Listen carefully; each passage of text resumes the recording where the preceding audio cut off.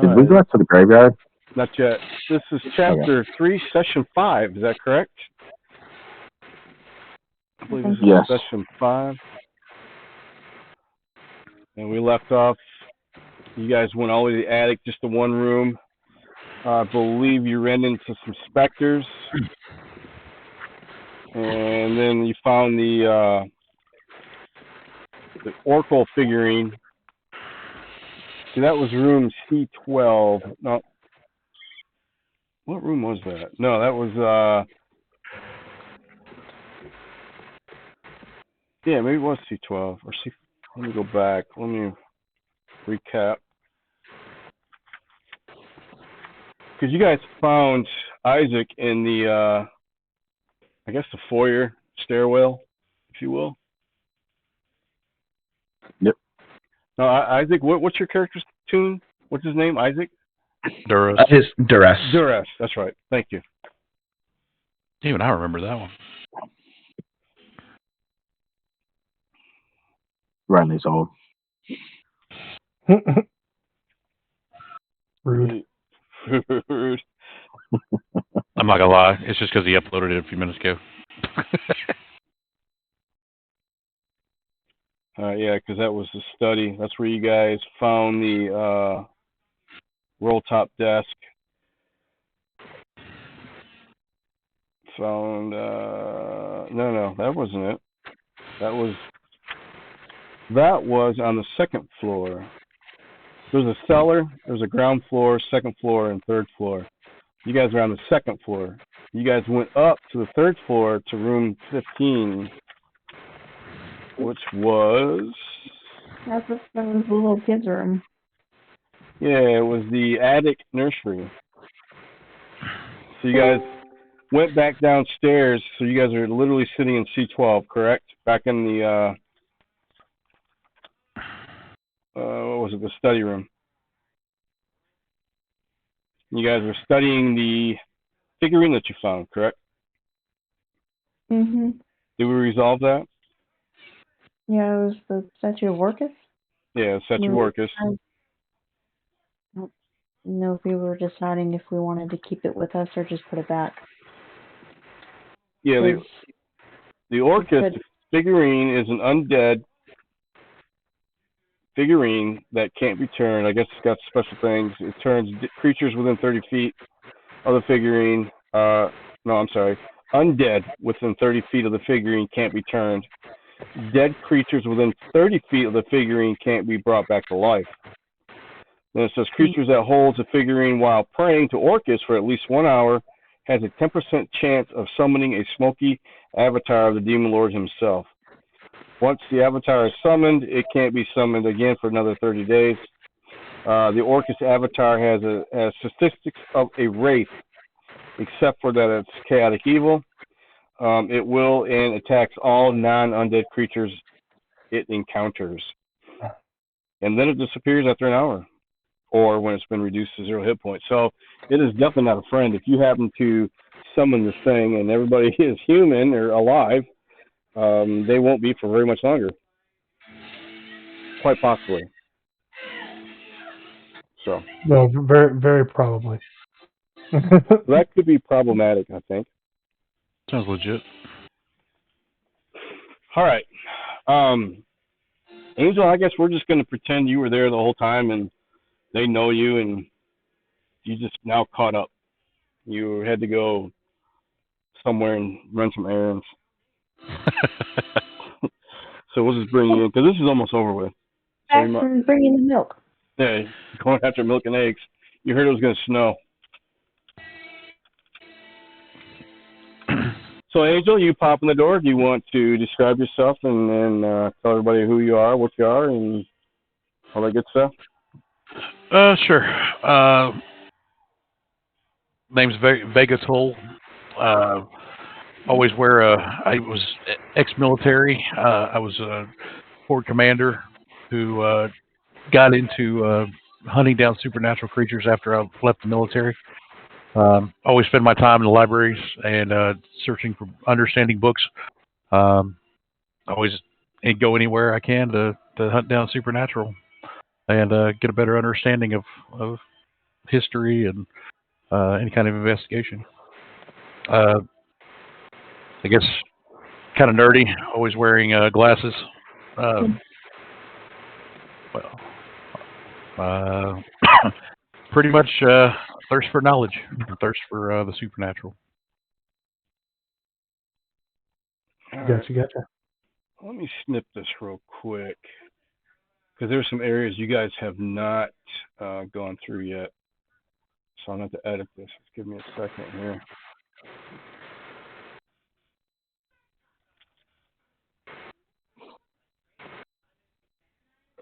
I'm going to put a big red X stating where you guys are currently at.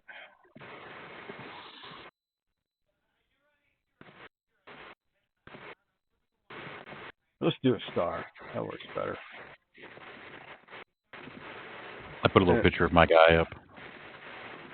Oh.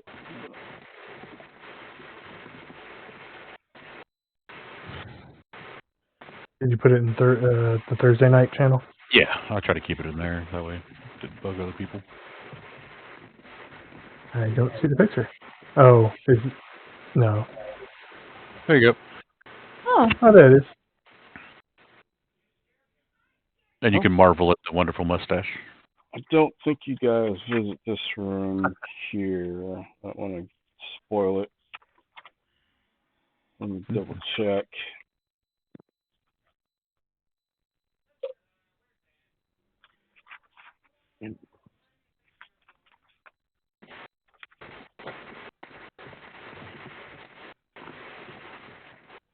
So we got a new player, huh? Got a fly on the wall? yes, I think he's just here to watch. That's or fine. listen. I was just going to introduce, say hi. Perfectly fine. Yeah, okay. You guys are already in there, so I'm gonna go ahead and leave that open. And let's go back to this. There's actually 2 rooms on this floor you guys did not explore yet. The red star is where you're at. You guys came down the stairs, the spiral staircase, from this room. So let me get that up.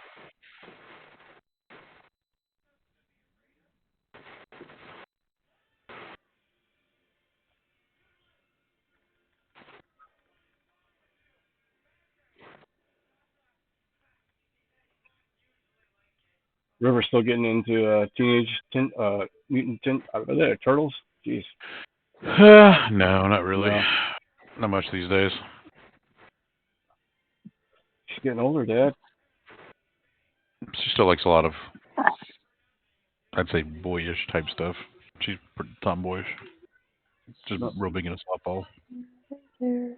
Nothing wrong with She's a gamer. She likes gaming. that. Uh-oh. She's going to be like Dad? Yeah, I think so.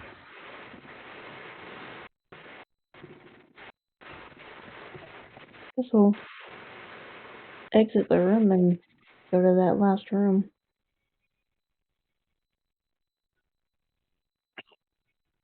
So we're in the star, right? What's Yeah. that? Yeah, we're in the star. Mm-hmm. Yeah. Well, let me Yeah, we need try to. to... Go ahead. Yeah, we need to go in that last room. It's actually 2 rooms. There's 2 doors. One door is actually ajar. And there we go. This was the nursery room that you guys fought up in the attic.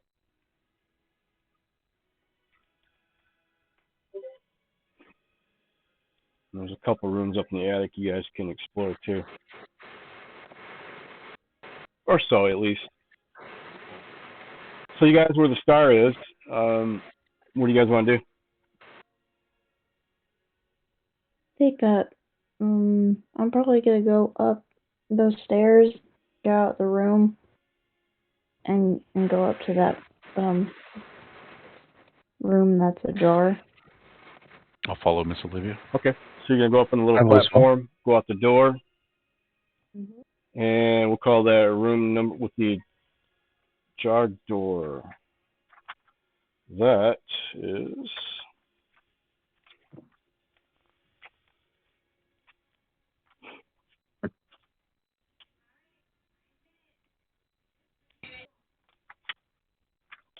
You're at the door. What do? From what you can see, from your standing, unless you actually go in the room, you see maybe a corner of a bed, maybe. I'm not sure. Kind of looks like it from your, without physically going in the room or opening the door even further. I'm gonna try opening the door even further. Okay. You push it with ease.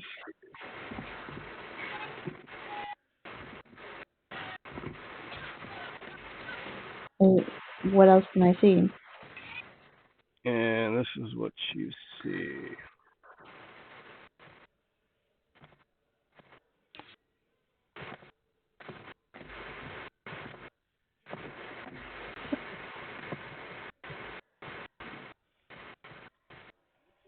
All right. This is a guest room. This is basically a bedroom that hasn't been disturbed, you can tell, in years, as evidenced by the thick dust and cobwebs covering everything. What you see is furniture such as a narrow bed, the moldy mattress that seems to be showing its one corner. You see elegant carved headboard. You see an empty wooden dresser, a nightstand, and a coat rack. And you see a padded armchair. An oval mirror hangs on the wall to the next of the door. Yeah, let me see what you got. Okay, we'll go sit down and eat it. Yep. Go watch your show. I look behind me and that Mark and just shrug my shoulders and say nothing. And I'm gonna go to the next door. Okay, so you go in the other room? Mm-hmm. All right. You go to open the door and it seems to be locked. Need a hand with that? I step aside and just heard. Can you hear me say in a gruffy voice, "Be my guest"? Add another +2 for proficiency to that for a total of 10. Okay. You seem to pop the lock, no problem. In fact, it seemed a little easy. Maybe it wasn't locked, maybe it might have been jammed.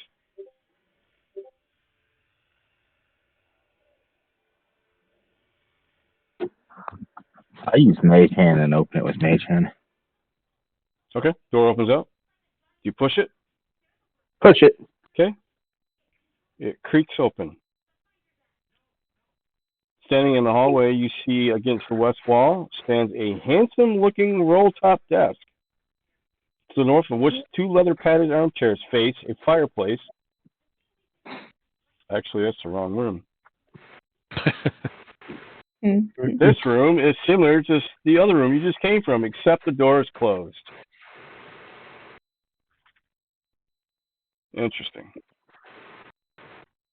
Very interesting. All that for nothing. So let me see if I get this picture out. Let's copy that.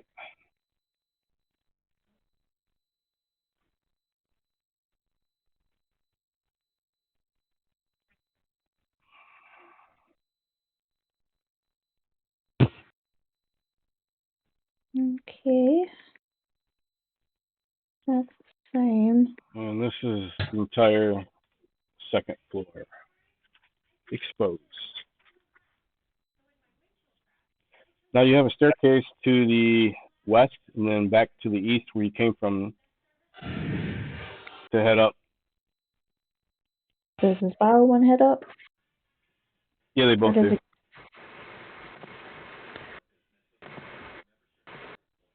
Okay, we could take that spiral staircase up and go Which through one? the rest of the floor. One in the hallway? Yeah, the spiral in the hallway to the west. Okay, because that's going to take you, if you remember correctly, once you guys took the spiral staircase to the east, it was basically an empty room, or not an empty room, but there was no access to any more parts of the third floor. So going up to the west, describe how you're going upstairs. Cautiously. Invisible, stealthy, loud as hell. At this point, just normal. It may be loud because my talons would drag across the steps, Okay, who's with but you? I'm not trying to hide it. I'll follow her. Yeah, I'll go up with her. Hold on a second. What? Is the heat on? No, it's not on.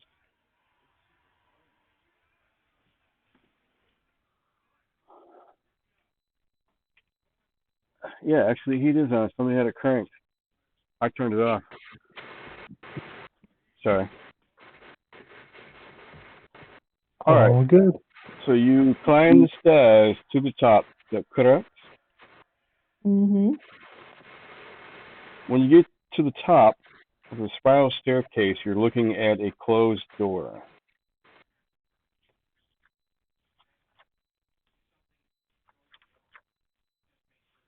Mm. And I'll nudge the push on it a little bit, see if it gives. Appears to be stuck. Give me a investigation.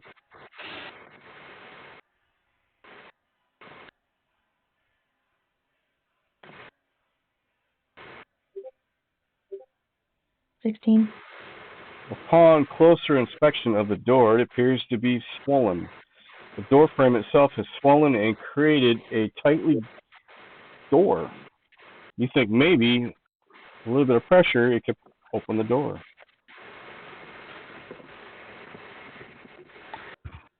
Hmm. Who's got is there a big chunk of wood? Or a club or something? Sword? Anything thick and blunt. I got a Eldritch Blast. I could work. I'm going back down the stairs, or at least halfway. I'll kind of push everyone except Mad Morgan like downstairs. Be like a backup. And I will Eldritch Blast the door. You're gonna Eldritch blast the door? That's why I thought I'm going back downstairs. Why not? Well, I mean, You think maybe a little bit of pressure might open the door? It's just stuck. Just push it. How about I tell you what, how about a strength check? Oh, that ain't me. Yeah, that's me neither. Everyone turns to me. Like, The mutt. okay, I'll do it. I'll do it. DC's not too bad. You should do it. Just do it. Oh, then again, you need to try again. You go to push on the door, and you notice that your shoulder has now been hit on. Your shoulder seems to hurt. It didn't do nothing. You slipped somehow. Maybe you hit the edge of the door frame. No better. Same thing. Now your shoulder's really hurting. I need to change. Nat 20. So, Lauren, you're going to give it a shot? Yeah, I did a nat 20. Shatter the door. The door, the lock mechanism pops. There's a big hole now where the lock was, and the door now swings open. It's still on the hinges. I do a curt bow and allow and motion for people to walk inside. All right. Yeah, give him a slap on the shoulder. You see two gaping holes as they peeked through the roof, exposing the attic to the elements. You see shattered clay roof tiles, splinters of wood, dry leaves, and bird droppings that are covering the floor, which seems to have to start rotting the floor in certain different places. The rafters are home to several birds. You see nests formed out of twigs and straw. Two wooden bed frames stand against the north wall. Built in the window box between them is a wooden storage trunk. It's sealed, and it looks like it's got a rusty padlock. Other furnishings you see include a pair of tall narrow wardrobes. What do you do?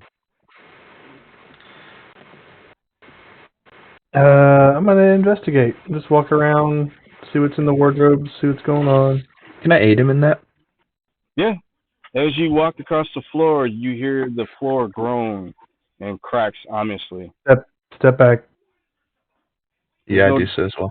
No danger collapsing. It is solid.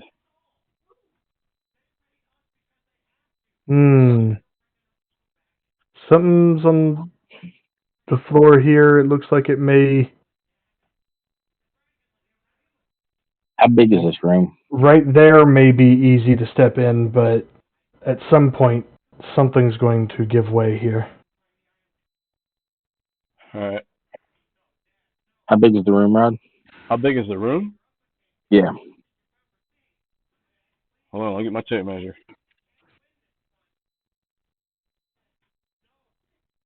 Let's see. Actually, I could have probably used that one. Let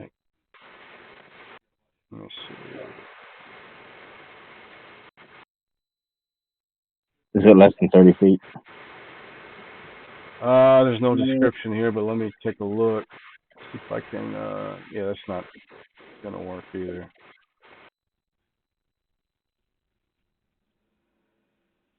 Yeah, I mean it's definitely half the house. Here, let me give you a better idea.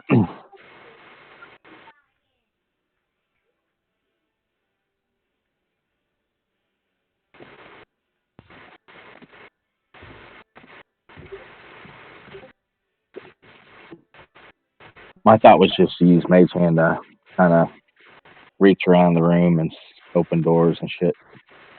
See if we can find anything that way. Well, you pretty much experienced everything. Oh.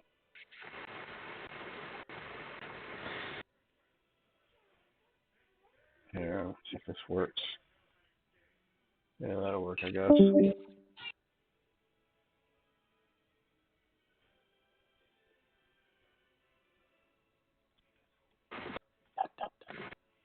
There you go.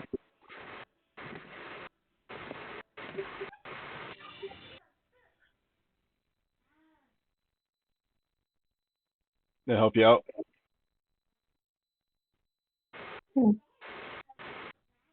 And we're in which room? The one on the left. Come up to the spiral staircase. There's the door. Okay. Yeah, okay. I'll do some searching around. And there is a door behind you. The last thing you said wardrobes, right? I'll check the wardrobes. Wardrobes? Okay. You're rifle through the wardrobes. Give me a investigation.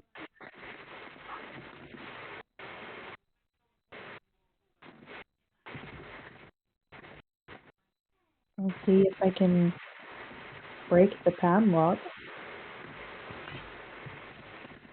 on the chest. Dash, you roll investigation. Gotcha. I fail. Well, what you see I is rolled a nat 20 and then I won. okay. With your results, you basically see 5 dusty black robes. And at the bottom, you see 5 pairs of leather sandals. Well, looks like someone has 5 pairs of clothes here.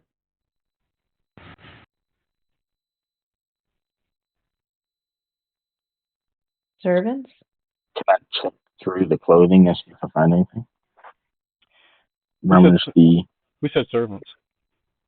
I did. Looking around the room, it looks like you may be onto something. Did I try to break the padlock? Sure. You going to picklock it, or are you gonna Break use it. brute force? Brute force. We had found a key early on, did we not? We used it for the. We opened something with it. That other chest. No, I found a key in the in the Yeah, there was a the second. robe at the very front door. There was a second key. Oh, okay. So Dash, you gonna try the second key? Yeah, I mean, I'll try the key that we found in the robe, since there's robes here. Okay. So I'm assuming you approach the padlock trunk. The key seems I'll to. hand it. Yeah, I'll hand it over to Chime because she's trying it. Okay. Okay, Chime, Okay. you approach the padlock trunk. The key fits in nicely. Do you turn it? Mage hand. I don't have mage hand. I got mage hand. So you step aside and you hear Mage Hand whispering in your ear. Do I? Yes, you do hear mage hand in your ear. Sure. I'll leave the key in the padlock and I'll step away. All right. 10 feet away in mage hand. Open. Open the lock, open the chest. Okay, uneventfully, the lock pops open without problem. God damn it, Rod. Hey, you gotta have a suspense here. You never know. Truth. It's open for your discovery. Okay, I'll look inside. All right, inside the padded lock trunk. Rummaging through this, you get the idea this may be Baron Brantifax hunting paraphernalia. You see a suit of studded leather armor, size for a paltry adult human. There is also a leather helm, heavy crossbow, a wooden case with a monogram BB on it, and Ooh. 2 hunting traps. The wooden case contains 15 crossbow bolts and a crimson fletching.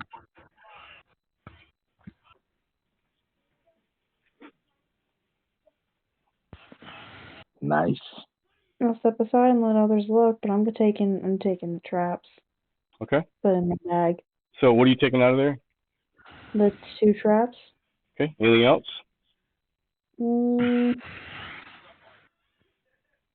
The leather armor wouldn't add to my AC, would it? That's studded. I don't know. It depends what you're wearing. I'm not wearing armor. You have no armor? Yeah, that would definitely help then. If you can wear armor. Yeah, that's true. I think, I don't know.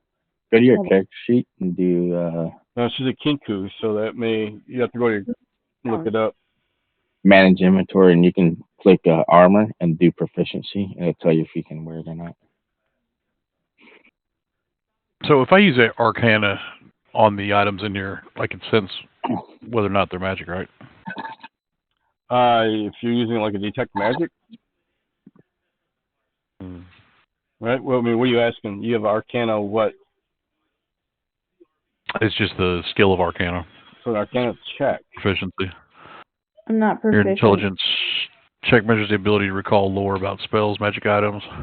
Yeah, you won't be able to see if it's. You have to have like a detect magic spell. No, if you found something that's magic, then that's when your Arcana would kick in and tell you all about it. Okay. Hey, Olivia, as a warlock, you are proficient in light armor. I'm not a warlock, I'm a monk. Oh. Yeah, monks. Yeah. I don't think monks wear armor. No, she can't. No, they really don't. Yeah, the only thing it says I'm proficient in is But- Elven Chain. Don't Gotcha. forget, you're running a hybrid version of a lycanthrope. Does that change anything? Would I get, so could I No, get, race wouldn't. Lycanthrope wouldn't make you proficient in any more armor. Might make it worse. All right, well, that Gotta solves find that. Elven chain. what's the AC on this studded chain armor? Other than You have to look it up. Start 11. That's a 12. You start with a 12, but Oh, yeah, my AC is already higher than that. So, Yeah, I think Yeah, you're you better got without natural armor armor. on, She's got yeah, natural armor. usually monks are. being a monk. mhm. But I just know when she's a lycanthrope, it does change, does alter a few things. I just didn't know what. yeah, Well, it's written it down and it didn't say anything about AC. I thought it bumped it up one because my Yeah. constitution was higher. Yeah, it does bump up your. It may give you a little bit more natural armor. Yeah, it does for me also. I automatically get 1 AC more, granted when I'm in hybrid form. So I'm sure it kind of fits the same. Yeah. Okay. Is there anything else? No, I'll let them go through it because I don't think I'm not really gonna use a crossbow.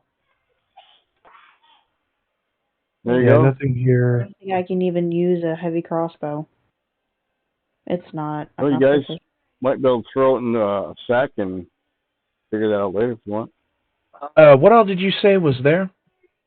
There is a set of studded leather armor. Let's see, a leather helm, a heavy crossbow, a wooden case that had a monogram of BB on it, 2 hunting traps. Wooden case itself contained 15 crossbow bolts and a crimson fletching tool. I will take the box with the monogram on it and look inside it. That's what it had. Crossbow bolts and a fletching. Oh, watching. Yeah, I've I'll take only got anything that they don't take. I've only got a light crossbow. I can upgrade to a heavy. Okay, I'll hand the box to. I'll double check that it's. Let me double check that a heavy is still a simple weapon. I don't No. believe it is. It's not. Nope, it's martial. Never mind. I will not take it. Yeah, I will gladly take any of the armor and weapons and anything else. Could you be proficient in heavy weapons? I mean, Let me double check. Is it just if you don't use something you're proficient in? Is it a disadvantage on your attacks? you don't. If you use something you're not proficient in, you don't get to add your proficiency bonus. Yeah. It means you don't. It's just like picking up a gun. You've never used shot one. So basically, at this level, you would only hit with whatever your strength or your dex is instead of the +2. And you wouldn't get the +2 because if you're proficient in something, you get to add your like for like an axe or something, it's strength plus proficiency bonus. But if you're not proficient, it's only strength. Okay. I think you roll at disadvantage too, don't you? No. You just don't get proficiency. If you wear armor you're not proficient with, you basically take disadvantage on most things. So you could, in theory, still use the heavy crossbow. It's gotta roll a little bit better. Yeah. More damage when you hit.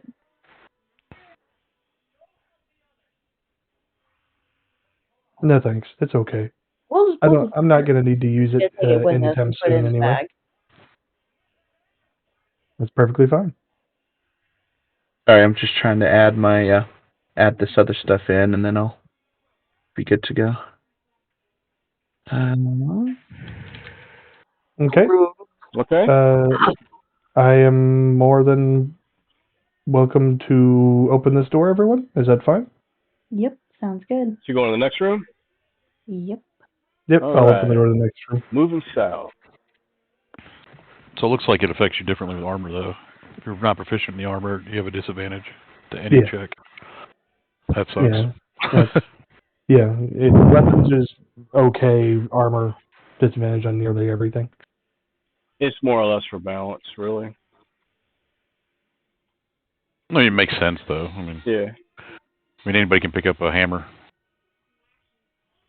But can you use it sufficiently? Do you not smack your fingers with it? That is what you see. And let's see what's in the room. Let's give a big old drum roll. That is a storage attic. You can see the sky through the 2 large holes in the peaked roof of this attic. Much of this area has fallen prey to the elements, causing the objects stored here to rot. The room is filled with old chairs, tables, benches, hunting trophies, and rolled up rugs. A standing mirror in the middle and similar unwanted decor. Leaning against the east wall are 6 flat rectangular objects wrapped in canvas sheets. Framed pictures of mirrors, or framed pictures or mirrors, one might venture to guess.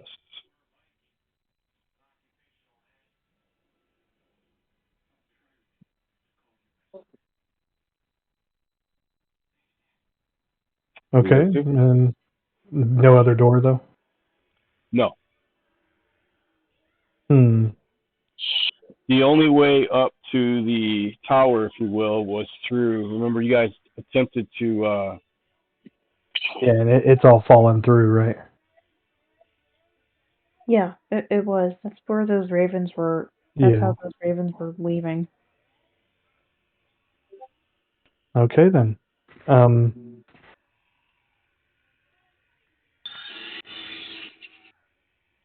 Well, Open up some boxes.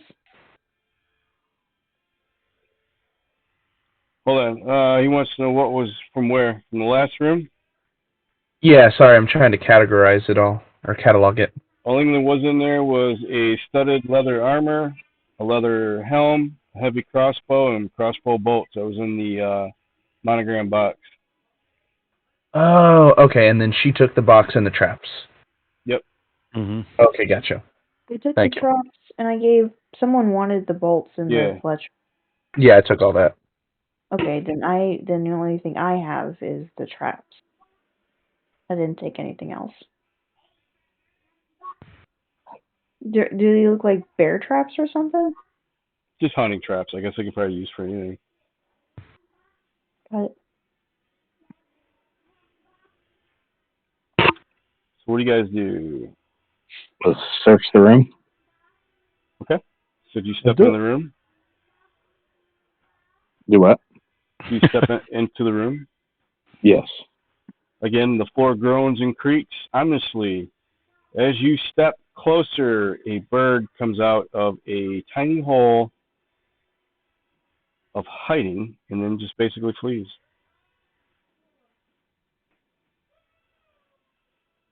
Check that tiny hole of hiding. Tiny hole of hiding? Okay. Hiding. Yeah, let's check it. Maybe he's got something in there, like some eggs or something. Find a pair of blue gloves. Oh, that's not good. I'm going to check the rest of the room. Okay. Roll me an investigation.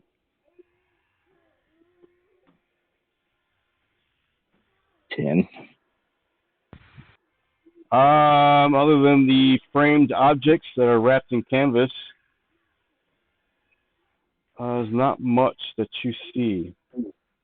Do you approach the framed objects that are wrapped in canvas?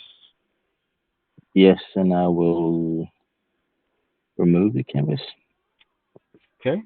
Upon removing the canvas, you see 2 gilt frame mirrors.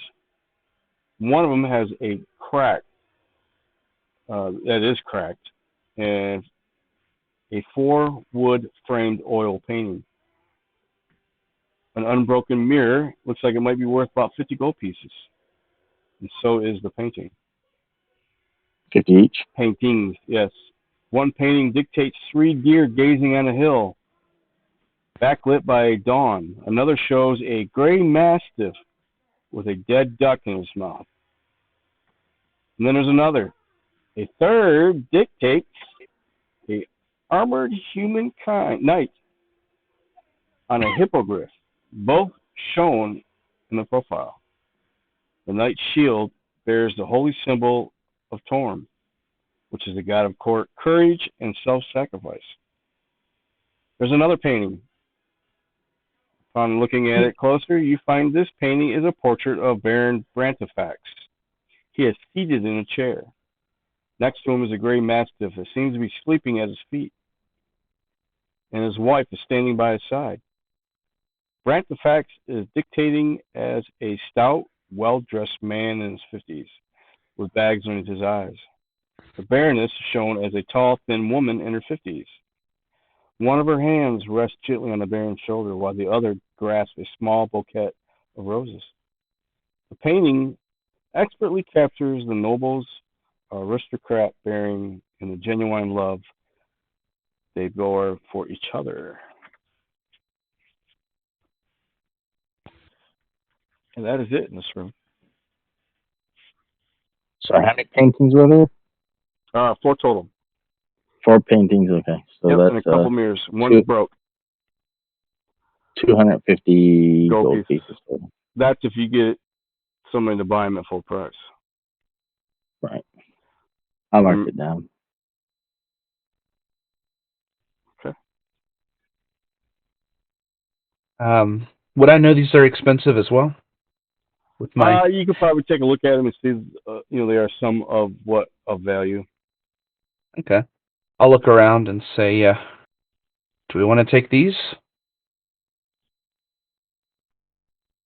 I don't think we have a method to do so. How big are the paintings, by the way? Don't really say, but time to us. They're like canvases that are framed, right? Correct. They're usually pretty big. Would you say they are like, I don't know, 2 feet long, 3 feet long? Let me go back. Let's see. Much of the area is fallen. The room is filled with blah, blah, blah, hunting. Leaned up against the east wall are 6 flat rectangular objects wrapped in canvas. Yeah, don't say. We'll say at least a couple feet. Okay. I want to take them out of the frames and kind of roll them up, probably into one roll. Just kind of stack them up and then roll them, and then store them in my backpack. Okay. So you take the 4 pictures and leave the mirrors. I was going to take the mirror. One mirror. I don't need the other one. One that's not broke. Gotcha. Oh, come on. Yeah, like this. I don't feel like cutting my hand later. Okay.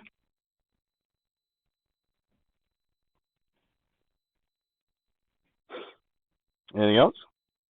Who's carrying the mirror? I got the mirror. I just put it in inventory, sell it later. We can split it. So you're gonna strap. By the way, anyone that's interested would see Duras, like, there is now a spring in his step, and kind of a light in his eyes, given all this loot that he has found. Like, it's becoming very apparent that this is the sort of thing that motivates him. Right. This was very profitable for him. He's basically a Ferengi. There you go. However, if that's the case, he would be very disappointed because the talked about treasures don't seem to be what you guys are coming up with. That again, you cut out. There's been rumors of treasures, and what you guys have so far discovered, they don't even come close. Yeah. So unless there's been hype, or there's some more that's undiscovered. Gotcha. But then wouldn't you be upset also about rolling up the paintings and causing damage to them, possibly? Yeah, I'll definitely be very careful with them and try not to rip them. Be very gentle as I'm rolling them up and kind of make room in my bag so nothing, especially not the crossbow or anything else I've stashed would kind of butt up against them and crease them if possible. If you can hook your crossbow like on the backpack, that would work. As Isaac gently, carefully rolls up the painting canvases, he rolls them up tight. Then he places one end to the end of his mouth and the other end up to Angel's ear and blows like he is a moose. Ooh! I'm kidding. If it's a heavy crossbow, it's a pretty big ass crossbow. Right. I used to do that with empty Christmas wrapping. Take the I used to do it. Yeah. Dudes with dogs drive them nuts. Did you say paracord? Parakeet. Parakeet. Gotcha. All right. So what do you guys do? I believe somebody spotted an area you guys have not investigated yet. Since it was like 2 weeks ago, I will bring it up. Was it in the cellar? I think it was Dash's outside. character saw it. Yep, it was outside. The only place we have not searched would be the graveyard. Oh, If you guys, It's me. To the graveyard. I think you guys saw something reflecting off the light, look kind of shiny. You're not sure, yeah, coming from that area. as soon as you say shiny, I'm gone. Yeah, shiny. Poof. What? I'm a bird. I like shiny things. Okay. So you guys go to the graveyard, correct? Correct. All right. Let me see if it's got a nice shiny picture of the graveyard.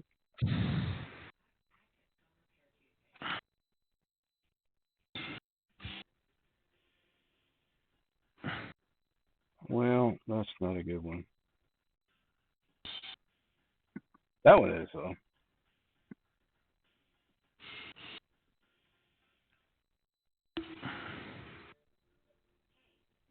Were we too boring for your friend? I think he had other stuff he had to do. He'll probably be back. I'm teasing you. Oh yeah, I know. Oh, that didn't work. Let's try this. Okay. Shininess is marked by a star. All right.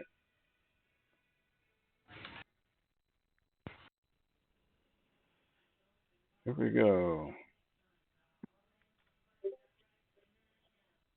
Oh, okay. Back to the graveyard. Outside you go. You see a 7-foot tall rough iron fence that encloses a small graveyard south of the chalet. Set in the north side of the enclosure is a gate with the name Brantifax. Working into an arch, above it in the yard are 4 graves, each marked with an engraved headstone. On the ground, you see something shining and reflective in the light. I will point at it for chime. You fight with it for chime? No, I point. I point at it for chime. Ooh, then I have a little giggle and I go towards it. Okay. Approaching the nice shiny object, you discover a shovel. Oh, well, disappointed sigh. Disappointed sigh. Ah. Now, the elements have eroded most of the lettering on these headstones, but they are clear to make out. However, you must stand at a certain distance to read it properly.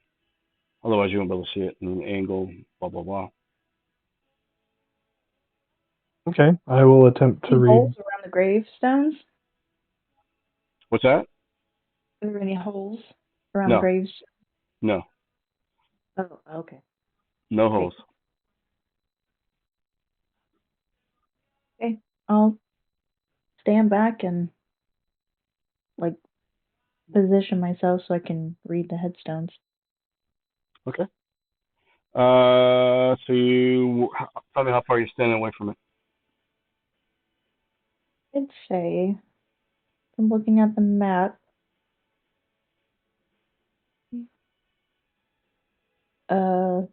Fifth block over, fifth one down. No, I mean from the headstone. How many feet away are you trying to read the headstone? Oh, 10 feet?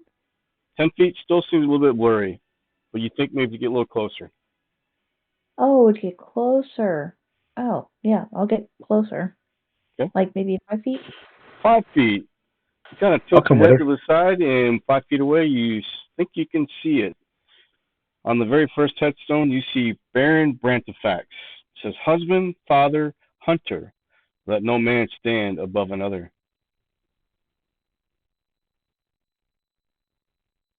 Okay. Now I'll just keep going to each headstone. Okay. Moving on down to the next. Mm-hmm. You see Boron, Hound of Brantifax, faithful to the end. No. All right, next one. I'll just keep Next going. one down says, Heluth, our pride and joy, lost too soon.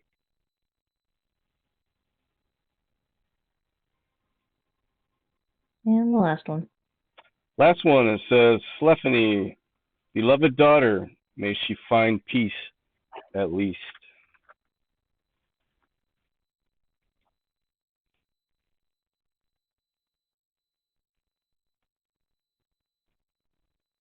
Okay. Okay. So is the shovel just sticking out of the dirt? It was Or, laying down, and just the tip, a shovel kind of the very end of it kind of curves up. It's sticking up out of the grass. Wasn't buried. It just was laying in the grass where most of it was covered, other than the tip of the shovel, how it was curved up. That's what caught your eye.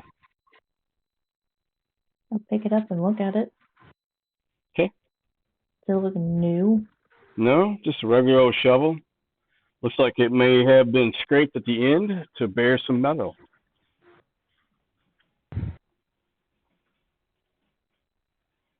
Anyone else? The shovel was scraped at the end? Yeah, you know how you have a metal shovel, Like it was and used, yeah. usually they're rusted, and then if you use them, it kind of scrapes away the rust and kind of shows. Gotcha. Yeah. Looks like it Okay. was relatively recently used. Yeah. Yeah. Okay. Does any of the dirt look like it's been moved recently? Maybe. You can tell me where you're looking around and roll for an investigation. I'll check I- Brantifax's grave for that. Okay. Next. Which one was Brantifax? The first one? First one. I'd do second one. Okay. And do an investigation or Yep. Personally, I don't like the idea of disturbing any graves. Or just looking to see if it was disturbed. But- Are you No, saying I that out loud? Mad Yeah, Bardigan. With your wonderful 18, it looks like your area is undisturbed. fantastic. Duras, you are Brantifax, very first one. Correct. From your roll, you think, and you're pretty positive, that this grave has not been disturbed. Anybody want to check 3 and 4? Check the babies. I'll check the baby. I'll check the other baby. Well, the other one's a bigger baby. The child. It's a child.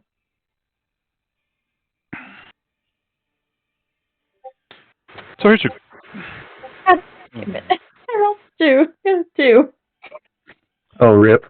Chime, your grave, you're really not sure. It all looks the same to me. It's like, yes, this floor here is made of floor. So who's taking the last one? Address.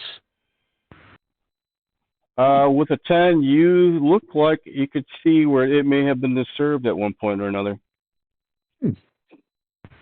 I'll call everyone over. I think I found something. This one does look to be disturbed somewhat. What is our... Doesn't look like it to me. No, Mad Well, Bardigan, you can't tell. You look at Duress and scratch your head and going, really? What is our policy? What is your policy on digging up graves? It sounds so crass when I say it out loud. How do we know the body actually there? That is It the could be problem I a- have. I step Problem I forward, grab have the with- shovel, and start digging. I've dug up many, many graves. Please, you guys are making this embarrassing. I will aid you. I'm like, oh, good. Someone else has got no qualms. I'll hand him the shovel. I'm just going to.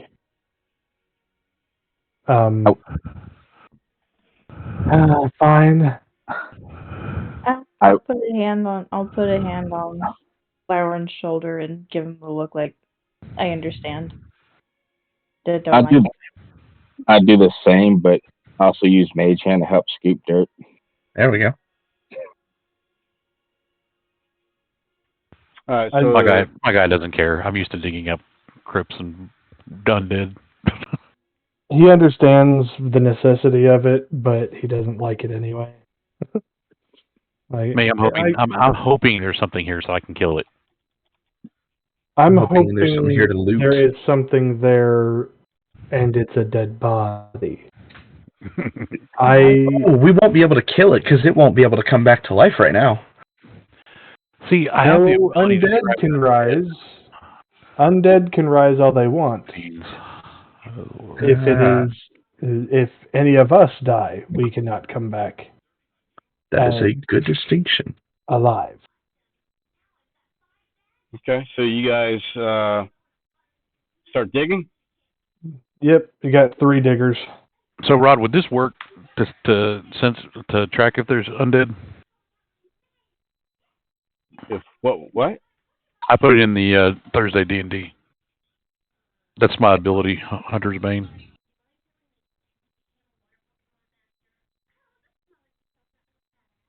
So it doesn't let you just sense if they're around. It lets you make a check and see if there's Say fiends are undead. Yeah, it's not like detect. It's not like detect undead or anything. like rangers. Some rangers get an ability where they can use a spell slot, and then it just tells them if they're in like a mile radius. Well, see, our magic is the Hemocraft. Yeah, which is that's spells. blood hunters. Yeah.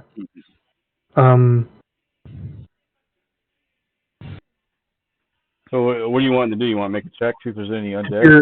If you're trying to track them, like that's what that gives you. You have advantage on tracking Fey, But fiends, and undead. wouldn't it technically work if there was presence of it here? Because if you can check if it was. That's what I'm saying. That's as good as I would do. I mean, it Yeah, would be, because that's what I'm looking for is as we're digging in this thing to see if there's been undead here. Basically he wants to do the Aragorn thing of like a hobbit lay here. Yep. That way Except I can. In this case, it's a fiend. Something's going to jump out of the damn ground. Undead. So I'm trying to see how that roll would go. It's a survival check made at advantage. Plus the intelligence. I guess I'm trying to figure out what are you actually looking for. You're going to see if stand in a graveyard on top of a burial ground, look for I'm undead? thinking in the thing. But Undead I'm saying, tracks. yeah, undead. He's looking for undead tracks. Tracks? Okay. So it'd be. It's a survival check, which is wisdom, made at advantage. You're not trying to recall any information about them. You're trying to track them. No, Shiloh, don't do that. There's cables and stuff. So would that work? Let's see. 14. What you got? 14. 14. You spend a few minutes looking around. You don't see any undead tracks. That at advantage? Yeah, you roll it again because you get advantage on the check.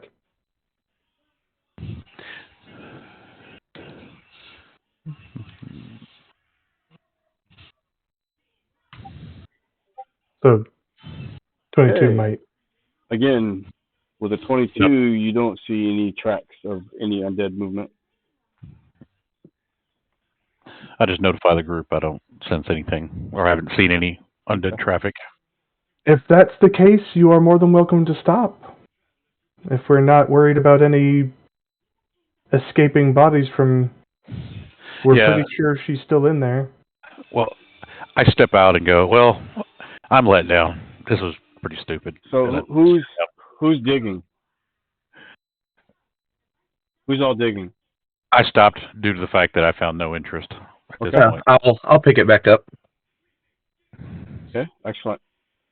Hey, I'm gonna be right back. You guys spend about 15 minutes, and all of a sudden, out of nowhere, when you crest a certain area, two of these come flying out of the dirt.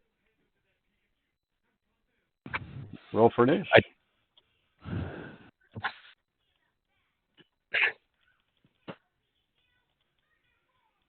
Is it just exclamation mark initiative again, or? I join? Yeah, I just joined right there. Oh, sweet.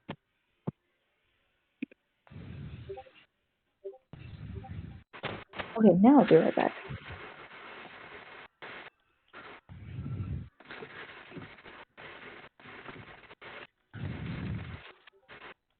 Oh, that didn't work.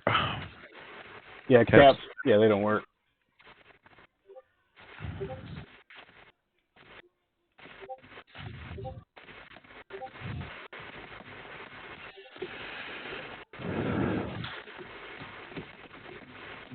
So let me.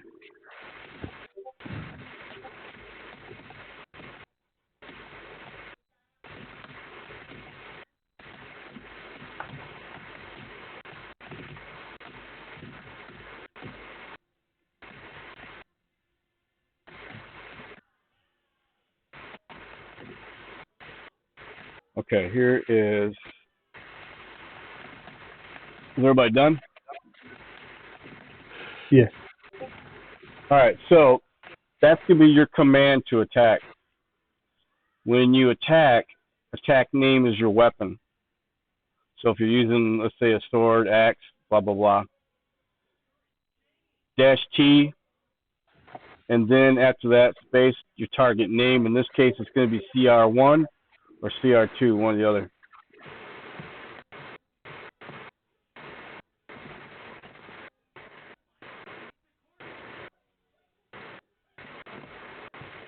Cool? Now, if you're casting a spell, instead of attack, you would say cast. And then the spell name.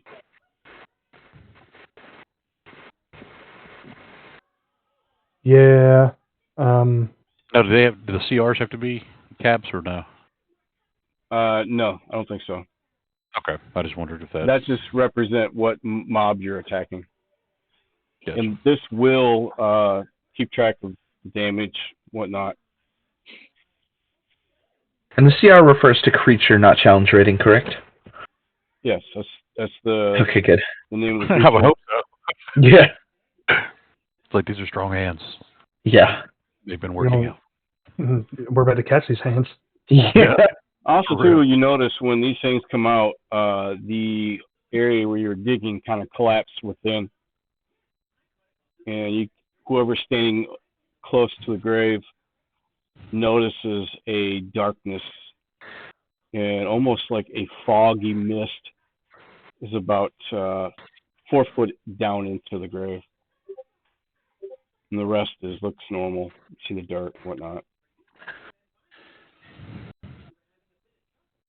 So if I have a double-bladed scimitar, do I have to put out the hole so it knows to use it? Or will it If just you pick go to your character sheet and go to iList, it should tell you what you have. I think if you type scimitar, it'll see it.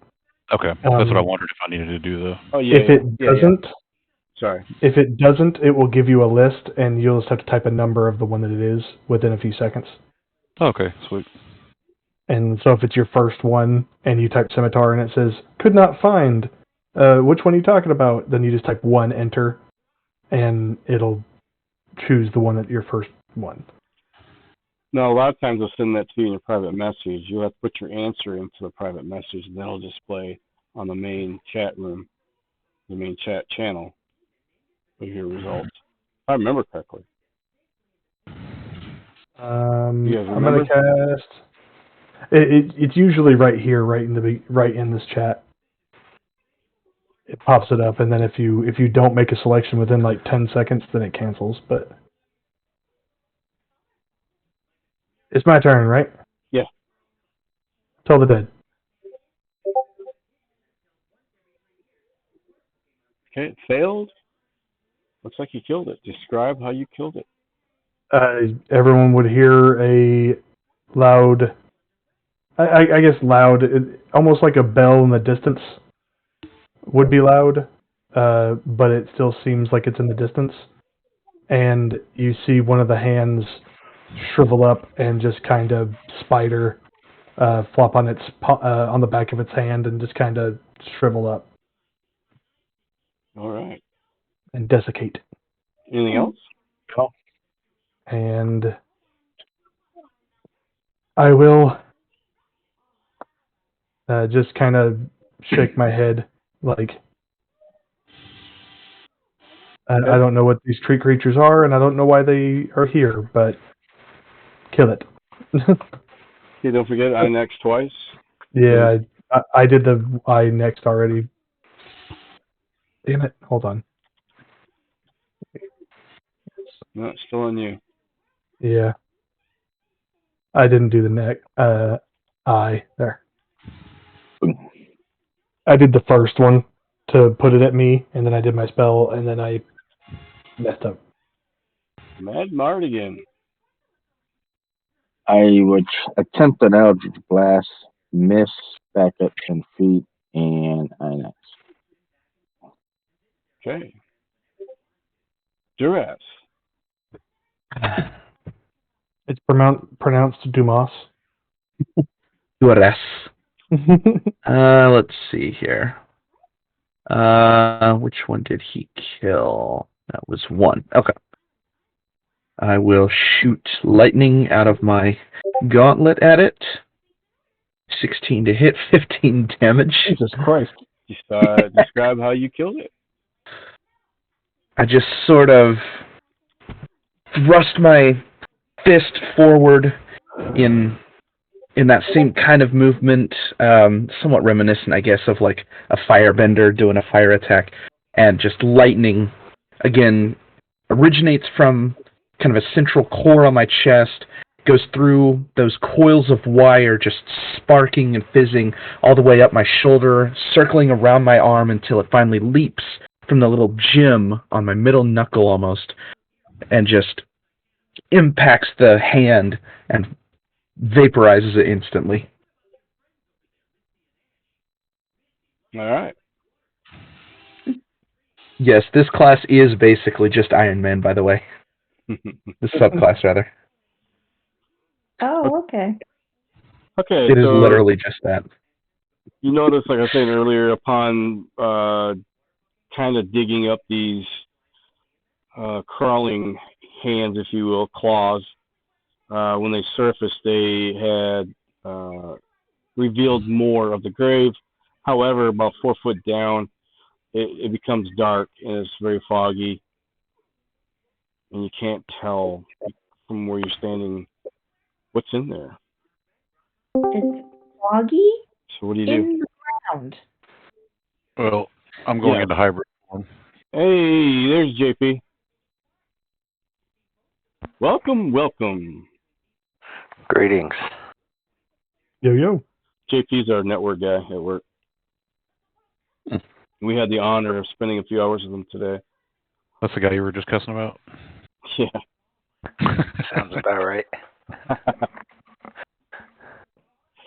Okay. Somebody didn't know his job from a hole in the ground, or I don't remember what it was, something like that. Yep, so there's a hole in the ground, there's some fog, uncovered grave. What do you do? I cast light. Well, now I'm excited, so I jump back down in the hole. I'll cover him and just constantly ready my action to shoot more lightning at the first thing that attacks him. Okay, so Angel, you hop down in the hole? Yep. No? Okay, I'm going to move you down into D&D room 2. I will be down there in a minute to explain what happens. How you die. So let me... Well, guys, it's great playing with you tonight. So go ahead and I'll meet you down in D&D room 2. All right. Who was that guy again? I placed my member in the hole. Yeah, pretty much. All right, so you saw Angel drop down into the grave, and he disappears. He's gone. It's not like he jumped in. 4 foot of him is covered, like waist below, and he's still standing there. He's gone. He drops down like it's a pool of water. And then I'll be right back Quick, to find out what you question. guys do next. Let me explain to him what's happening to him. I'll be right back. Okay, you there? Yep. What had happened is when you drop down into the grave, you have done what's called shadow crossing. You have literally traveled to another plane. Okay? Now let me explain to you what you see. You're not going to be able to walk around and move around because once your fellow patrons drop down, I'm going to leave it up to you to describe. Let you guys role play it out. Holy shit, where are we? And, I don't know. All I see is blah, blah, blah, blah, blah. Okay? Yep. So Shadow Crossing, basically what you've done, you have transferred over to another plane. Let me see where I read this. Kind of like a gateway. And you are in what's called the Shadowfell. And this is basically a gate. Okay? When you crossed over the gate, you you see, okay, it's a similar topography, so it looks like you're like in the same spot, except for you can tell you're not. It's different. The graveyard it's like a mismatching burial site. It's like you're situated in the middle of a large necropolis, and you have full open graves. They're not closed.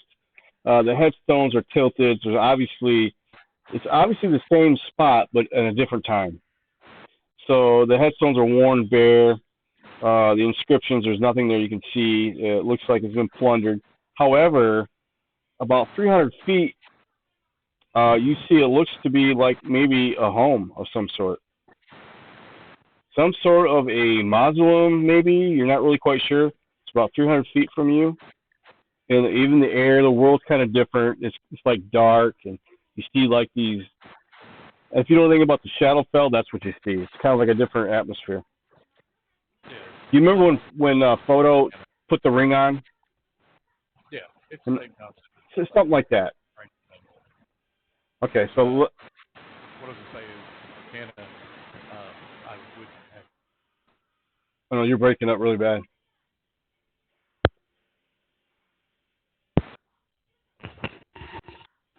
All right, what about now? Yeah, you're clear. Yeah, I knocked the mic. So with Arcana, for the way I study things, it would be good for me because the understanding the planes of existence and the inhabitants. Okay. Well, good. So that would kind of work out. Pop back in and see what these guys do. Okay. And if they start popping down one by one, I won't come down and explain it. I'll let you go ahead and explain it to them. Okay. Is that okay? Yeah, I'm good with it. Perfect. I'll be back. All right. You guys there? Yeah. Yep. Fun times. So you see Angel's character disappear inside this grave hole. What do you do? We all decided to go to the mountain. To the mountain? Okay. So nice knowing you. Glad we have to spend a couple hours with you. Adios, amigos. We just met him tonight, so.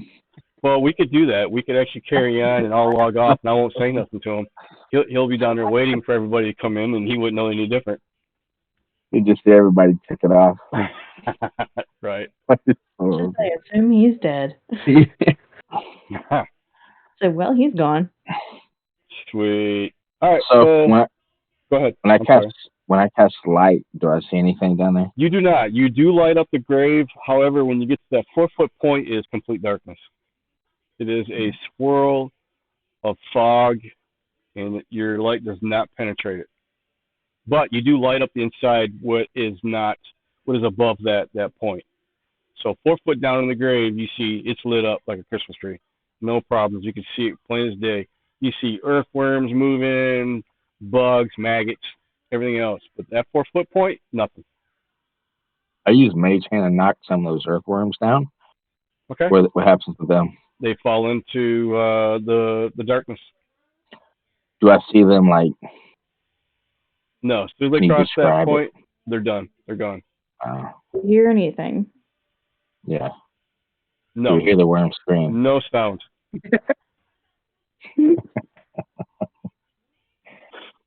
All right, who's next? I'm next. I'll go. Okay. As soon as I see her jump in, I'm right after her. So describe it. You just diving in head first, feet first. The hell with it, tying a rope. What do you guys? How are you doing this? I can change into a bird, so I'm just jumping right in. So you're gonna morph into a bird? Yep. All right. So I'm gonna dive in feet first. Okay, go ahead, and whoever's going in, before you go in, describe how you went in, and then drop down to room 2. I'm doing like a jump I guess I'm in. going into. It's kind of it's like a swirl, like a kind of like how you see in Harry Potter where how they do their teleport. It's kind of like a swirl, like it's like I'm being sucked in, and then in its place poofs a bird, and I do like a little swan dive. Nice. And down you go. Nice little raven dive. Mhm. Okay, go ahead and drop down to room 2. Yeah, I'm gonna be following people. Now, 'Cause describe how you're going in.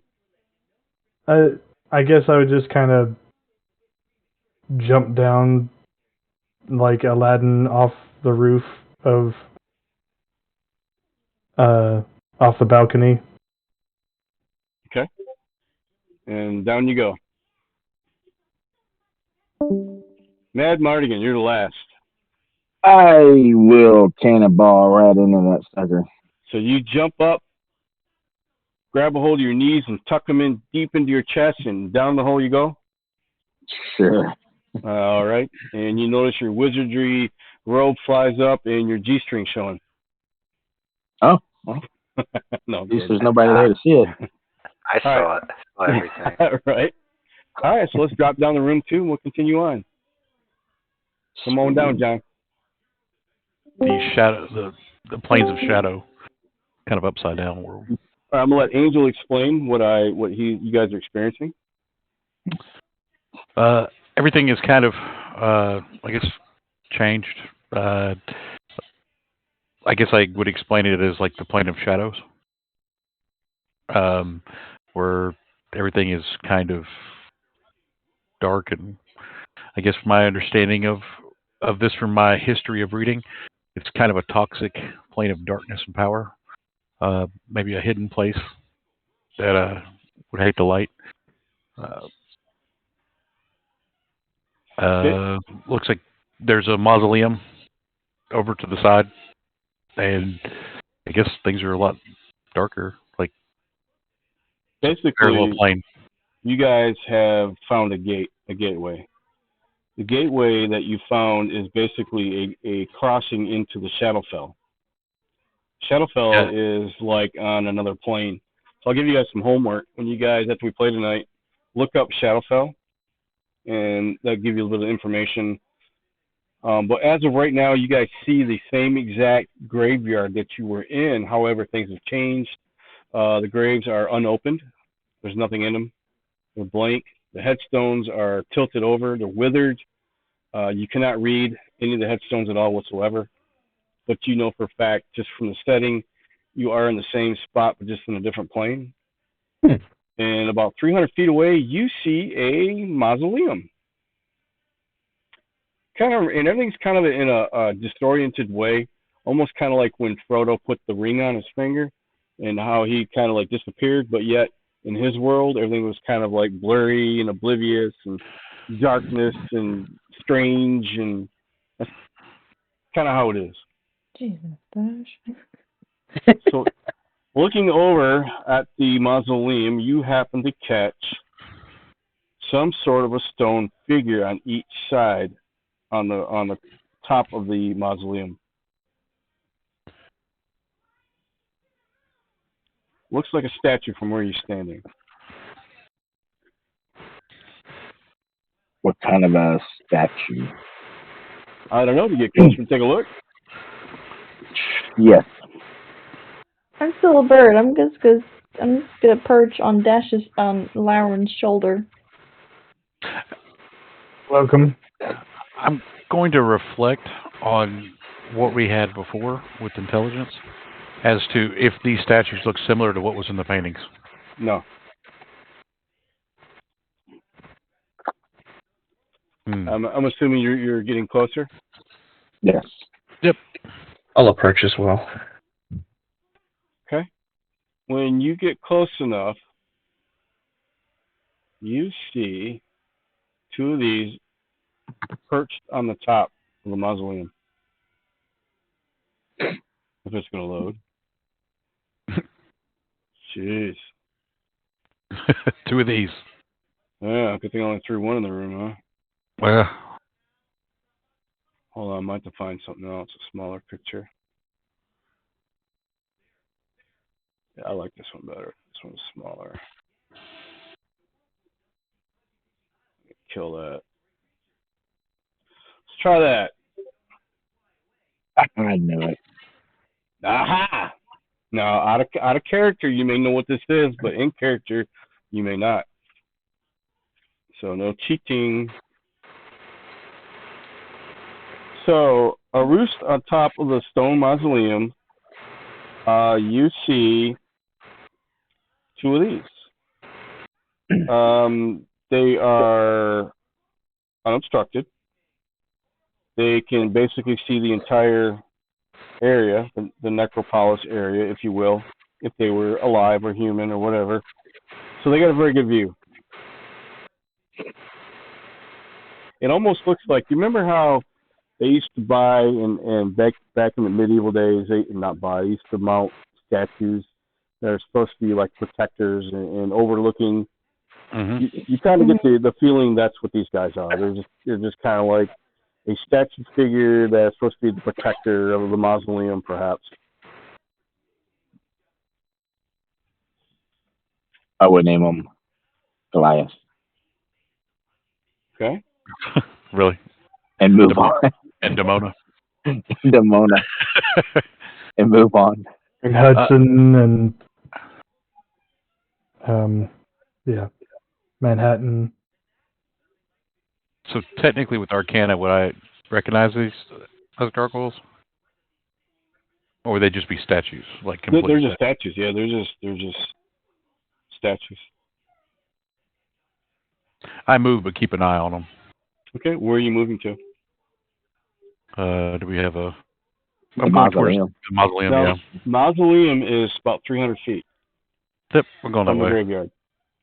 I'm gonna stay kind of close to Lauren, kind of let him take the lead, but follow up pretty close second. Constantly ready to start shooting off lightning. Mechanically speaking, I'm holding an action every turn to shoot anything that looks hostile if I want. So you're And holding I'm action. Yeah. Okay. Now, describe how you're moving, Angel. Your character's moving in. Are you moving full force? You're going to walk up to the mausoleum completely? Being that I'm in werewolf form, kind of moving slowly, like I said, trying to keep my perception up, Gotcha. heightened senses, looking, with I'm going to perception. let you get about 30 feet, and I'm going to stop you. I'll pause you right there. Time Okay. pauses. Where's everybody else at? I'm marking next to him. You're next to him. Shoulder. Gotcha. Yeah, I'd Chime, probably be in the middle-ish. Chime, you're in bird form. What are you doing? I'm sitting on Dash's shoulder, so I'm just wherever he is. Yep, Okay. and I'm in the middle-ish. So you guys are kind of like a marching order, and you guys are all within 30 feet away from the graveyard, correct? Sounds about right. Okay. And Duras, you said you were there as well with them, or you said you hang back? Okay. Oh no, I'm running like second, right behind the leader. I got you. You start hearing some odd sounds. They seem to be coming from you. They sound like they're coming from the graveyard. You guys continue on, or you guys stop and look behind you, or what do you do? I'm starting to smell for perception, using the heightened senses. Okay. But do you turn and look, or are you still facing the mausoleum? Uh, The sound's coming from the Start graveyard looking, yes. behind you. Okay. All right, so let's do this. First, we'll get that going. Now, when you turn and look, you see this coming on the ground. And that's what you hear. You hear the ground crackling, dirt, mold, stone noise, something penetrating the ground. You see 4 of them. Roll for Nish. Is one of them slightly smaller than the other? Nope, they are the same. There's 4 of them. At this point, you see 4 of them coming out. She was like, I jumped the small one. Hey, Shorty, come here. You guys get the big one. I got the little guy. The little one's Sounds mine. appropriate. Some of the big ones are thugs, little ones have some brains. That is just the DM that I get a secret message from. So it's not you guys as players. Wait, what? I get a ping from AveryBot. Ask me for a choice. It doesn't do it in the room like it does for you guys. I guess because I'm the DM. Gotcha. Oh. So let's do this. I may have to wait for that ends. Yeah, it did. Good. I misspelt it because that public education shining through. It ain't just public education. I'm Yes, homeschooled. sir. I can't spell to save my life. Well, what the hell, man?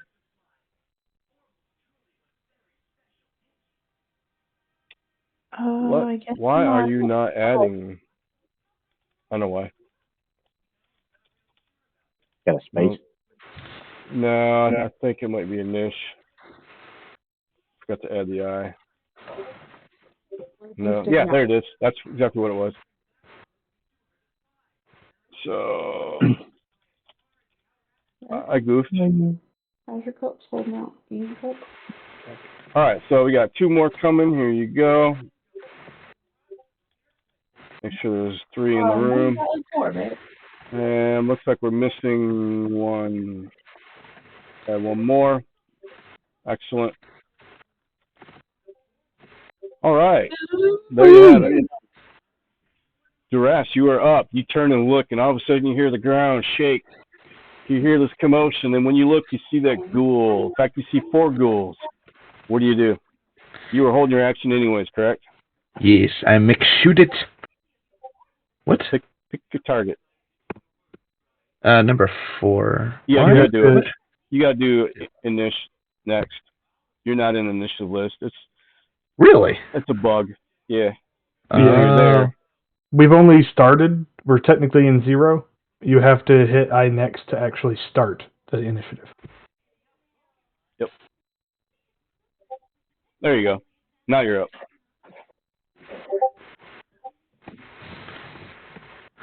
Oh, yeah. So describe how you attacked it. Explain. So these are the guys that are coming up from behind us, right? Yep, they're coming out of the grave. Basically where you guys came from. When you guys walked through the Shadowfell, the crossing, as soon as you guys walked out of the iron gate of the graveyard, you got about 30 feet, and all of a sudden the ground just started crackling, and that's what you see. Basically, I was following right behind this lycanthrope, just kind of, hovering his back a bit. I see he's kind of looking out front, so I'm kind of head on a swivel, and right as I kind of face back forward, I hear something back behind me. I whip around, thrust out my hand, lightning shoots out between the party members, strikes the ghoul right in the chest. Awesome. Anything else? Then do I have to pass, or? Yeah, you got to pass. There's still initiatives in your pocket. I next again. Yep. Mad Mardigan, you saw your party member flip around quickly as you heard the sound as well behind you, the ground crackling. Your friend, Duras, quick reflexes, shot out some lightning, and he attacked one of the ghouls. What do you do? Did I attack the 4th one? I wanted to. You did one. Interesting. Okay. Because if you did attack 4. Yeah. Oh well. I will go after the same ghoul and cast Firebolt. And hit for 5 damage. Okay. Describe your first reaction. What did you do? Whip around as the same, and see that the one gets hit with lightning, so it kind of caught my eye. And I just released a magical firebolt at the same one. Excellent. So now it's smoldering from both lightning and fire. Fired. Chime, are you in bird form? I am. Caw. Did we rest, by the way? At any point? No, you guys have not. Okay. I was just wondering. You guys are just workaholics, man, I'll tell you. So I will stay in bird form. I'm basically just gonna hold my action until they get closer. Are you still on Dash's shoulder? I am. Okay. Okay. I next, keeping in mind what you want to do for holding your action. You want to know when it triggers. You definitely make me want to have a familiar. I'll tell you that much, little one. Familiars are so great. Yeah, you may have They an are. intelligent for the moment. So Lauren, what do? You still have this little bird calling in your ear, on your shoulder, as you watch Meg Mardigan and Duras attack the sound that's coming from behind you. Turn around and make the bell toll yet again. Toll the dead. Bring out your dead. Yeah, that's what it reminds me of.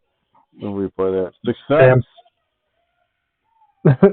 And then I will just prepare and move. I will move the crow raven to my right shoulder and put my shield up, preparing. Okay. After the sound of Toll the Dead dissipates, the ghoul looks up at you and smiles. Aha! You fool. I know. Then I will. Oh. All right. Now, you guys are 30 feet away. This guy, let me make sure. What do I want to do?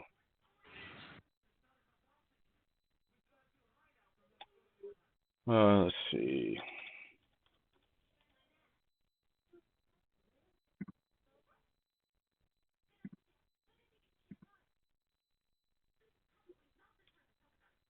All right, his movement is 30 feet. So who's at the end of the marching order?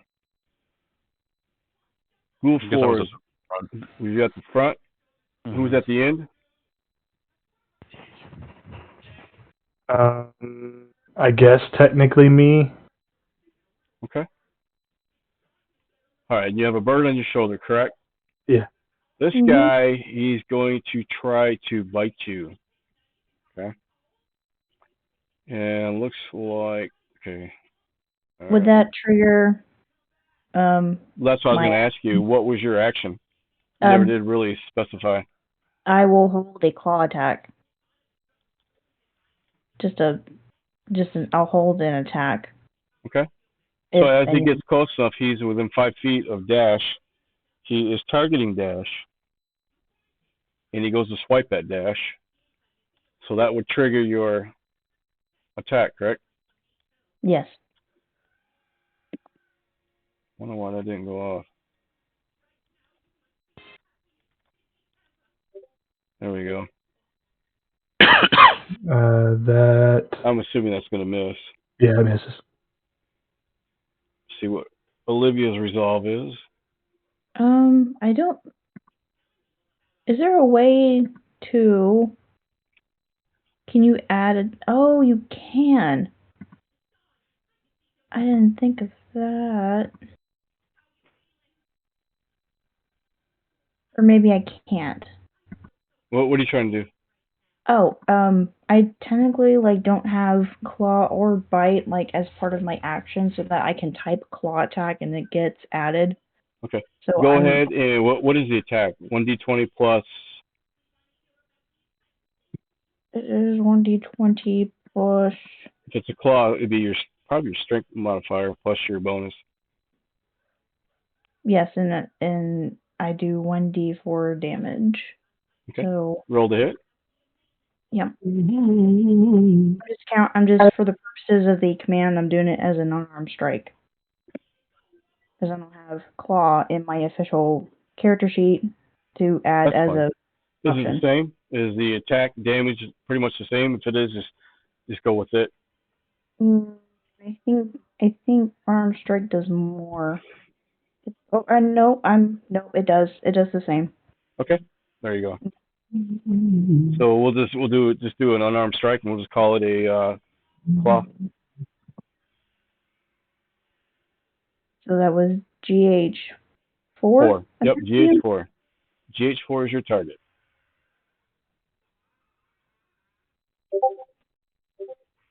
All right. So you bitch slapped him for 5 points of damage. I did. All right, so let me end my turn.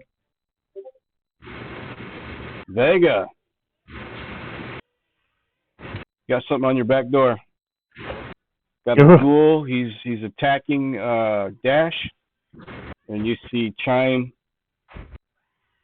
somehow winged him with her wing, and bitch slapped the ghoul. 5 points of damage. Yeah. I guess I'm gonna go ahead and attack with a scimitar. Okay. Blood double. I gotcha. Let's get this right. That's Ghoul 1, right? That is Ghoul 4. Ghoul 4 is at your back door. That sounds horrible. 1, 2, and 3 are still at the graveyard.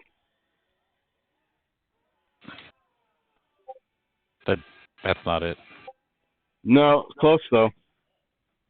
Hmm. So here, let me type the command. I'm going to put parentheses around it, and you will not. This is kind of like writing code. So the attack name would be the scimitar. So you would type exclamation point I attack with the spaces, space scimitar, space -T, space GH4. That'd be your target. You don't have to use the I. You can just do attack. Yeah, you knew that, would you?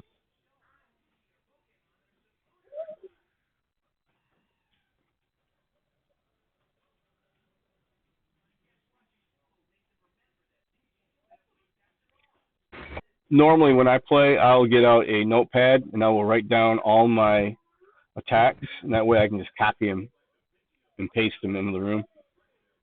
So on the augments part, do we want to do that? It augments if you got advantage, you can add advantage augmentation to it, or if you got disadvantage or whatever. Something that's not normal.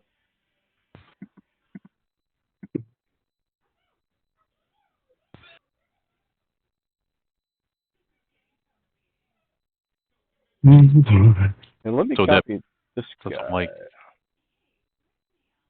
this is what you see.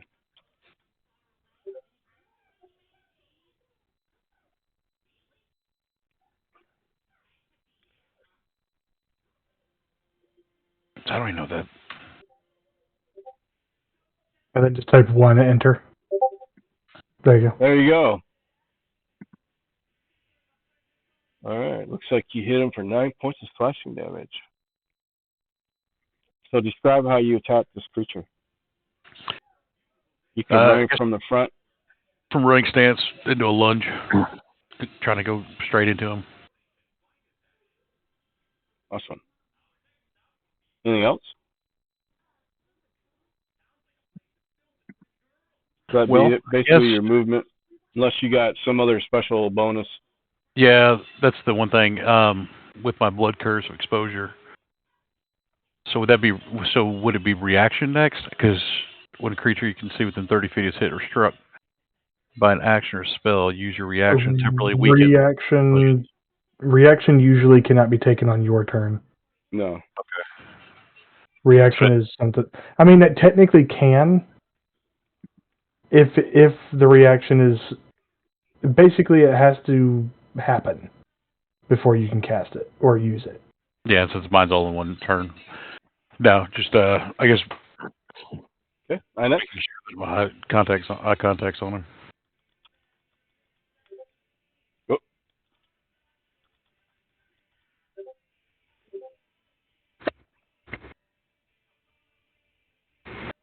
Okay. Type in I next.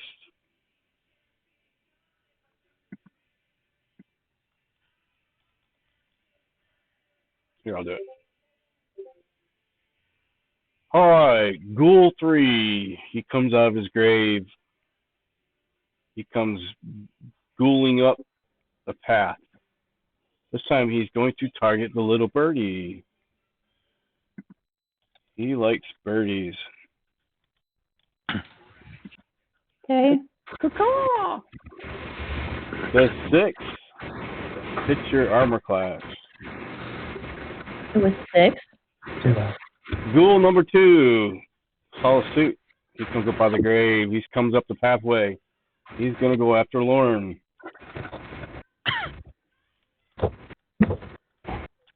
He's gonna try to bite Lauren as well. There's a That is a 17 miss. hit.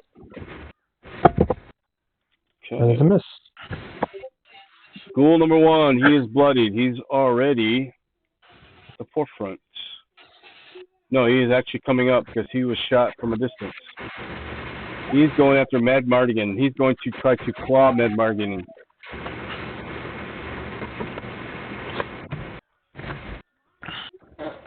And this is, I'm assuming, a miss. Denied. Denied. All right. Duras. You're top of the round. Round 2. All right. You witness all these guys come up out of the grave and attacking. Is 4 still alive? Yes. 4 is heavily damaged, and so is 1. Let's hit 4 for 16 damage. Describe 26 how to you hit. killed it. I guess this time the lightning goes where it wants, so I just kind of aim at him, and the lightning kind of seeks towards its head and vaporizes the head instantly, leaving no. just kind of a char that slowly kind of travels down the body a couple inches before I assume the corpse just kind of slumps to the ground. Gruesome. You can smell the charred broiled flesh. Excellent. Mad Mardigan, you're up next. Let me remove the mob. That was GH4. I don't know if you guys can hear my daughter still here singing. Still watching How to Train Your Dragon? No, it looks like Pokemon is on. Ooh. So that's probably why she lost interest. She's only 4. Ah. I will. Let me see. If that one's right upon me, Change this. I will go ahead and cast Eldritch. Eldritch Blast. Eldritch. Eldritch Blast. Anyone here watch Critical Role? Yep. It makes me think of Ford every time. It's been a I while. know. And then Caleb imitating him. Eldritch Blast. Blast. Love him so much. No, every time I'm playing Monk, I just think of Bo. I want to Bo. Dope ass monk shit. And So- Matt just wanting to kill her. Mad Mardigan, you did some damage. Chime. Yes, it did. So I was trying to flip this channel for the kid, and I think I just, what in the world? Oh no, it's fine. Screen went black.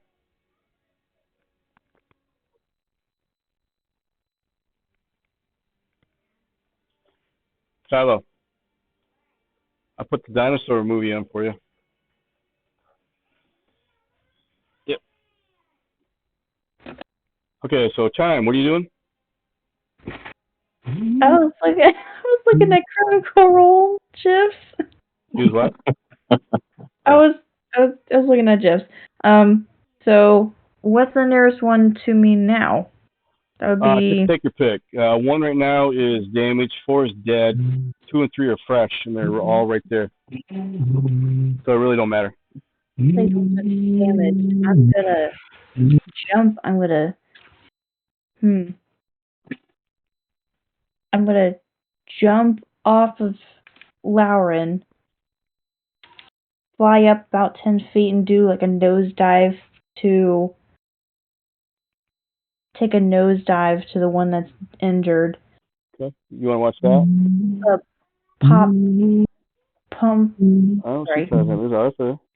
Bump back to myself, and I'm gonna do an unarmed strike and punch him in the face. Okay. Roll the hit.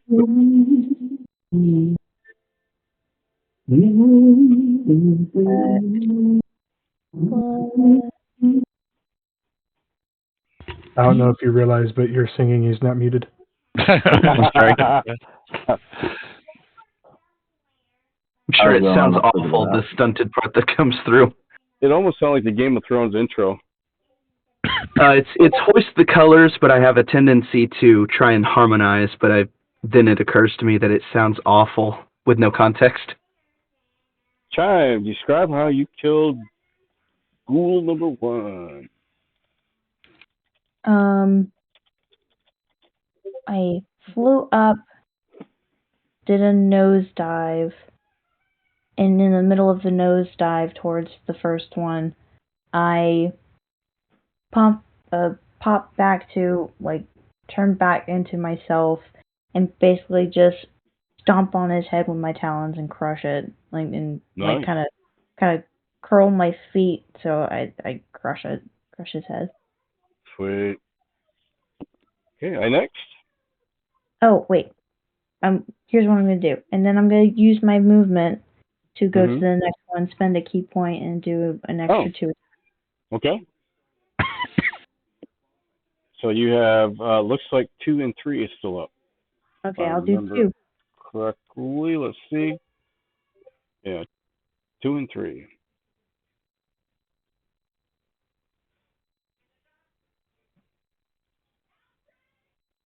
So what do you think, John? How do I spend a key point? Pretty interesting so far. I'm sad that I didn't come in at the beginning. We can, I can show you how to roll up a character. We can go over all that if you want. Get you going next Thursday. In fact, we should finish up this chapter tonight, hopefully, and we'll start a new chapter. We don't die. Yeah. I'm telling you. We'll turn you into a geek, dude. Yeah. I'll carve out time so that I can come play with you guys. Sweet. Interesting. Be a fighter. Dude, this has been like, what, 3 years we've been trying to get you to join us? 2 at least? I know. I just keep downloading new games and getting distracted. It happens. You'll get distracted tomorrow. I'll distract Stellaris. you tomorrow. Yeah, Stellaris. Oh yeah, tomorrow night. Oh shit. Let me. He's already distracted.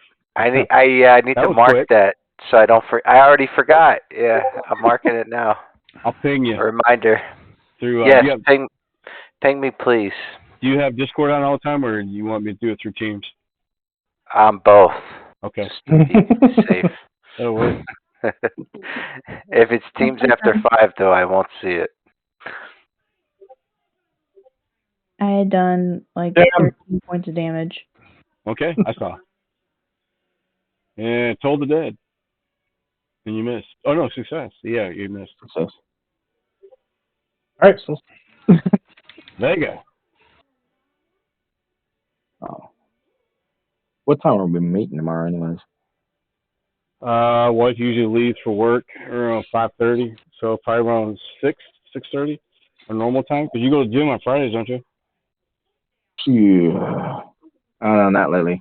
My legs, man. I'll tell you that later. Yeah. don't skip leg day. I already know. I hated doing legs, man. Well, it's not even that. I went in and they're like, "Hey, you want to do this class with us?" I was like, "I guess." And then they had me doing all this weird shit I don't ever do. You know, working muscles I don't work, and Yep. I haven't been able to Down walk the with a toilet. crap for 2 days. It's my hips. It's right, my hip area, right on my high thighs, my hip area. This is like super sore. So I may Okay. not even go tomorrow either. I haven't been past 2 days. Okay. Yeah, about 6 o'clock then. You saying Sure. your butt sore? No, Pretty much. my hips. With My Probably hips be and my lower back. about 8 o'clock for me. So it'll be Right. 7 o'clock our time? Because you're an hour ahead, right? No, I, it's I, I was already calculating. Okay. 8 So o'clock 8 o'clock? your time. Okay. No. We'll be here. We'll just be down in the Stellaris channel. So just jump on here. And I'll remind you. Vega. So There you it's me now, Yep. right? Yep. I guess I'll attack 3. 3. Roll 3, since he's healthy. What's left? It's 3 and 2, isn't it?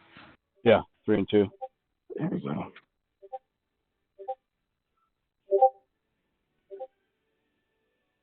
Hit it for 7. Yeah, he's injured.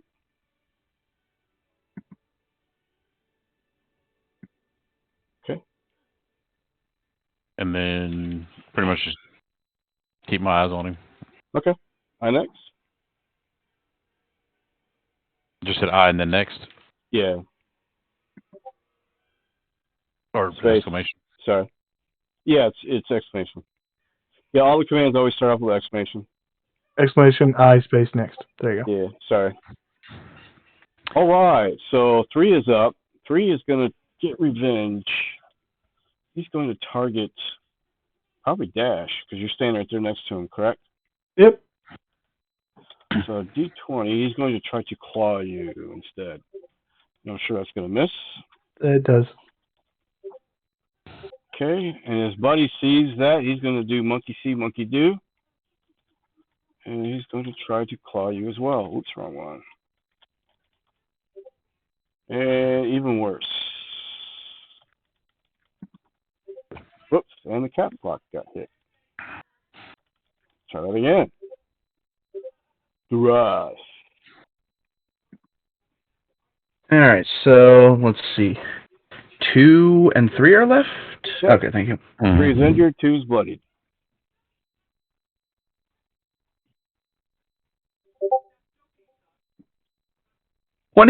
Oh, that's 22 to hit. Never mind. 11 damage. All right. Now he is bloodied as well.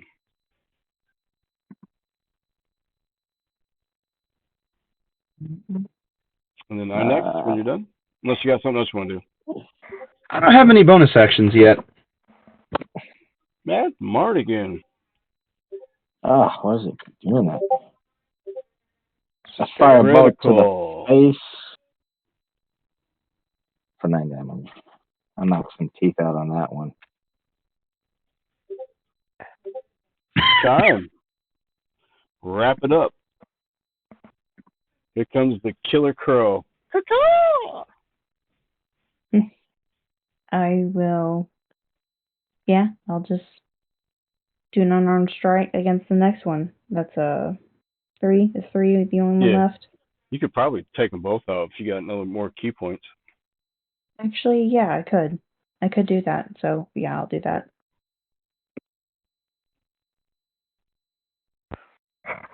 Is there I'll take my pick. a text channel I'm not seeing that the rest of the group is seeing? We are in D&D Thursday nights, and I probably have to open it up because it is private. Oh, okay. Yeah, earlier you said something, and I'm like, you said I'm sending it. There's a picture of the statue, and I'm like, where is that? Here, let me unlock it. I think it used to be unlocked. I remember seeing a D&D Thursday night. Just add them to the group that has access. All right, it is no longer private, so you can jump in there now if you want. Okay, I see it. As you were. I'm sorry.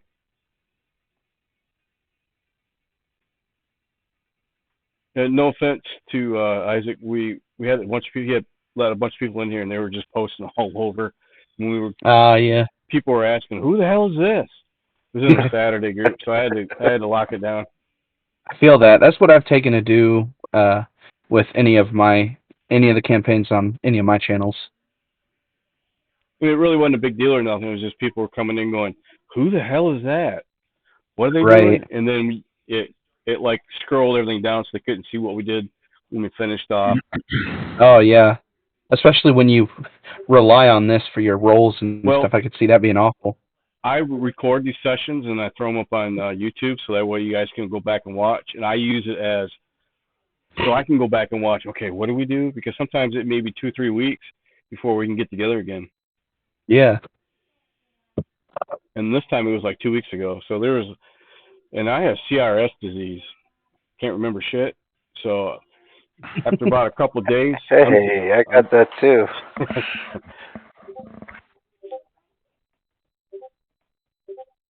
So I've attacked 3. Looks like you missed. Oh no. Which ones The very first one I did, I killed 3. So I spent a key point, did a flurry of blows, and missed twice against 2. Oh, I'm sorry. So I'll take a couple steps back and try to flank Lauren and try to shield him a little bit. Okay. And now, if you are, even though you're flying, if you're behind them, you are giving advantage. Don't forget, flanking. Yeah, I want to flank him. Okay. So you are behind the creature. Now Lauren looks like, anybody who's there, we'll just say, you guys have advantage. Well, I already killed the one that was right. There's one left. Ash. So then I was trying to turn to number 2, and I don't know who is attacking 2. Pretty sure they're all on me. Yeah, they're all right there in the same vicinity. I'll get behind 2, so that I'm flanking it. Yeah, there you go. So we Toll the dead. Like going around it would cause. Is that like a cantrip or something? It is. 5 feet. If you walk out of his threat range, which is 5 feet, then yes, he'll get advantage and he'll get a free swing at you.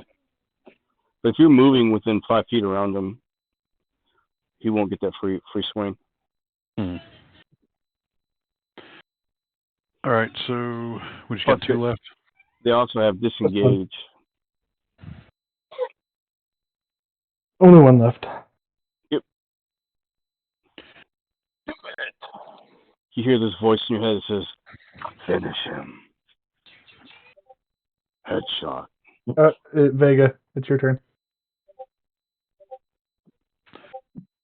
There you go. So hit it for 8. Nope, you missed. You rolled an 8. You missed. Yeah.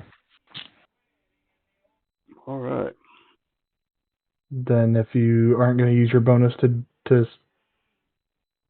make another attack, then... Yep. I guess I could.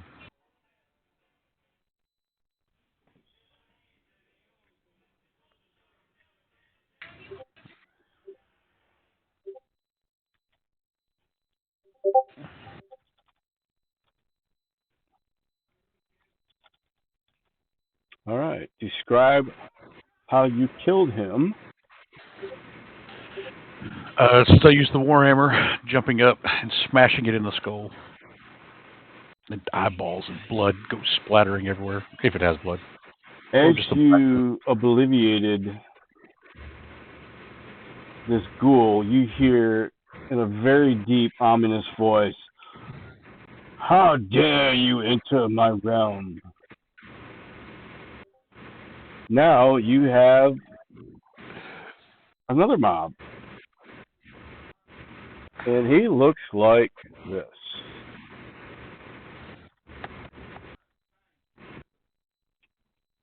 Oops, maybe not. Is that WI one? Yeah, so that's your new target. Got it. But let me explain. This guy doesn't look like he's going to be as easy as the last guys you fought. And if you guys ever encountered one of these guys before, this one here looks like he may be named. So you can actually open up dialogue if you want, or just flat out just come in swinging. It's up to you.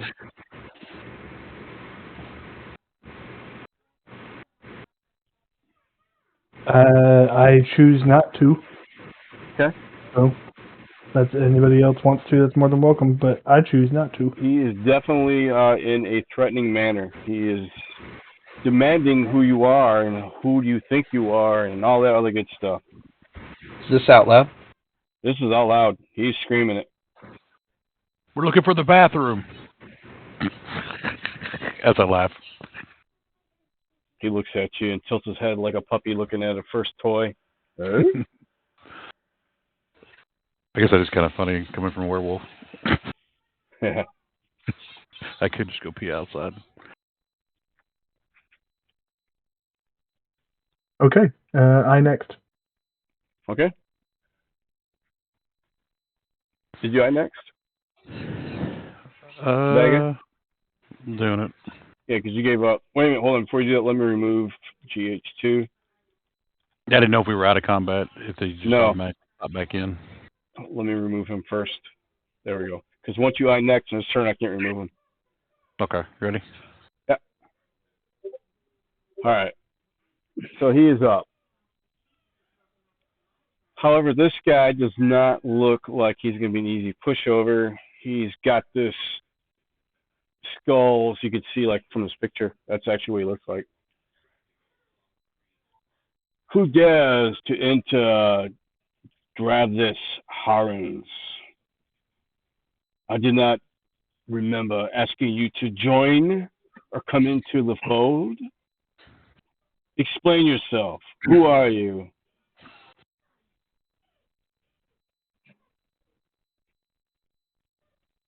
You guys don't answer? Oh, I did. Oh, I was looking for the bathroom. I thought we had to wait for our turn. No, you can talk freely. I will kind of take like one step towards him and say, and kind of give a slight bow, almost more just a decline of the head, and say, "My name is Doras. We sort of stumbled in here. We were investigating a grave, and I point to I don't know usernames. We are Turtle X. Is that Vega? Yeah. Mm-hmm. Point to Vega and say, he fell through what apparently was a portal, and we decided not to leave one of our own behind, as you can imagine. I lean over to Duras. Do you ever think that maybe it's too much information? He's holding up hand signals like TMI, TMI. No, I'm kidding. Before you can finish, he cuts you off. He tells you, "I'm no fool. I know you're here for the treasures that are buried in the sarcophagi." Oh. So somebody in the background should be screaming at him, "TMI, TMI." I would just look at whoever it is that's screaming that and be like, "Well, I wanted to make friends, but I guess that's not going to work." And then I guess when it's my turn, pulls out his longsword, and he's going to make a dual attack. And he's going to target you, since you spoke to him. Okay. Yeah. Fair enough. He doesn't believe a word. No deception check or nothing. I'm impressed. Yeah, he's been down this road before. That's fair. What is this attack? It doesn't. Oh, okay, there it is. I'm sorry. So it's pretty much the same, except for just using this weapon. That's the first attack. That's the second attack, and then he cries. Copy paste. Copy paste. He cries? Yeah, pretty much. Like someone kicked him in the shin? Like he kicked himself in the shin with a 5. Yeah. I'm going to start singing. Does he look at me? No, he's trying to figure out why he missed duress. And duress, do you retaliate? Yes, I'm going to first kind of try and put some space between me and him. I'm going to kind of maneuver around so that maybe he'll fight some of the melee people. I'll use all 30 feet of my movement to get some distance. Yeah, you can disengage. Okay. Well, I need my action for disengage.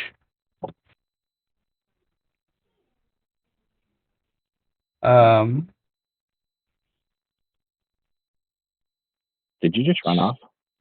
What? Did you just run off? I think he did. Yeah. Yeah, I've gone 30 feet away, and then I'm going to turn around and shoot him. But I was waiting for the opportunity attack. Yeah, I was going to say, he's going to get a free swing at you if you want to do that. Yeah, that's fine. Okay. Still misses. Excellent. So then I retaliate from a safe distance.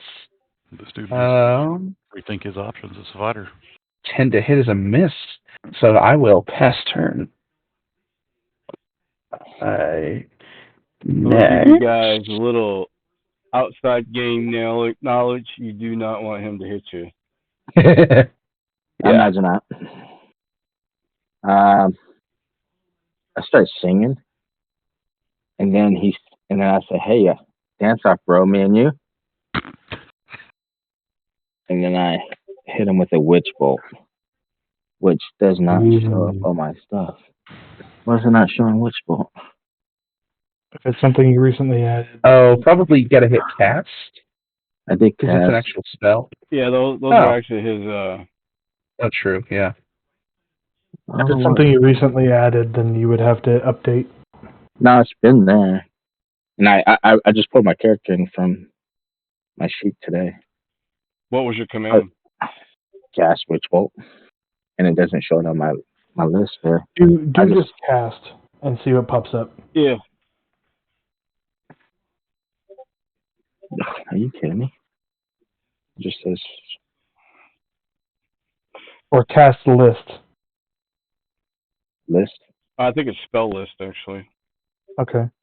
No. Nope. Let me see. It's not Update there. iSheet, iNext, game, CVAR, game. It's not on this one. Do exclamation update just in case. Spellbook. Exclamation point spellbook. Then do. I don't show nothing. Ooh, no, nice. You got knock. Wait a minute. Do it again because you have different cantrips. You have level 1 spells. I mean, it's I guess whatever you have readied.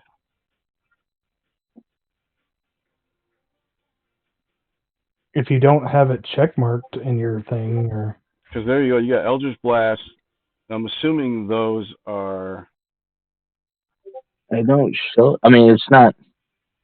It shows it's there. Do you have any spell slots? Is that why? Level 2 spell slots. I haven't used any. I haven't used anything since we started playing. Not level 2. Is there certain syntax to upcast a spell to level 2? There is. I don't think so, but here.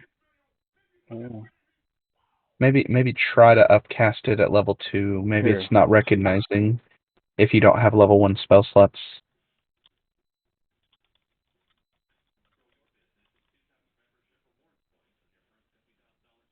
Well, there is an override.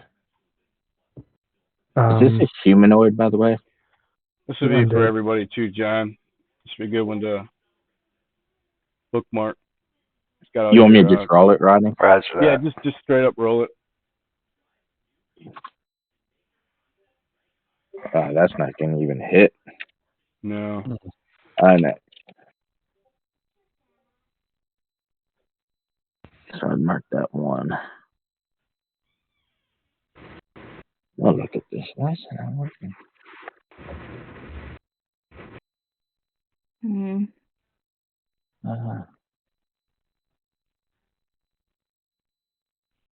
What you gonna do, Chime? He's ugly. Almost kind of looks like The Witcher. Like a what? The Witcher? That he was ugly. I can't see it myself, other than the hair. Yeah.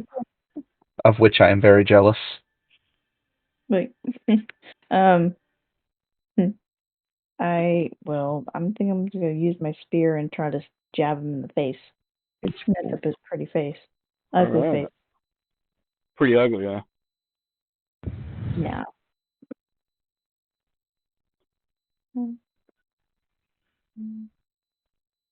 Now, what is your weapon made out of?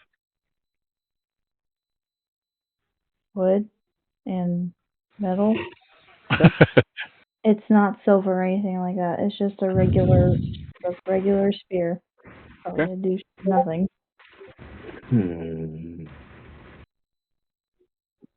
2 points of damage. Well, technically, no. It already halved it. Oh, yeah, I see it. Okay. All right. So you notice that it didn't take quite full damage. Hmm.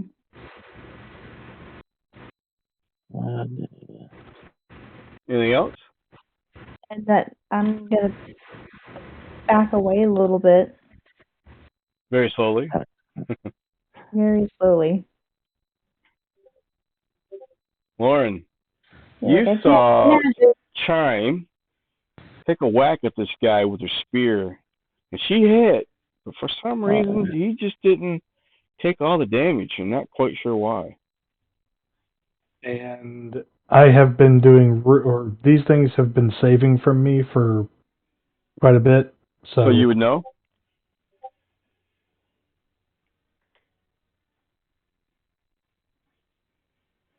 I cast Bless. Okay. It should say, yep, Mad Mardigan, Vega, and Chime. Very nice. All right, you guys are blessed. Oh man, and a system like this, keeping track of it would be so nice. I've never Yeah. had that happen. Yeah, I'm I impressed. don't know if it will automatically That's what I have was the wondering. D4. If it doesn't, then, whenever you do your checks and stuff, if it doesn't, we'll just add You'll another know. D4, no big deal. Yeah. But if it does, then cool. Okay, anything else? That is my turn. I next.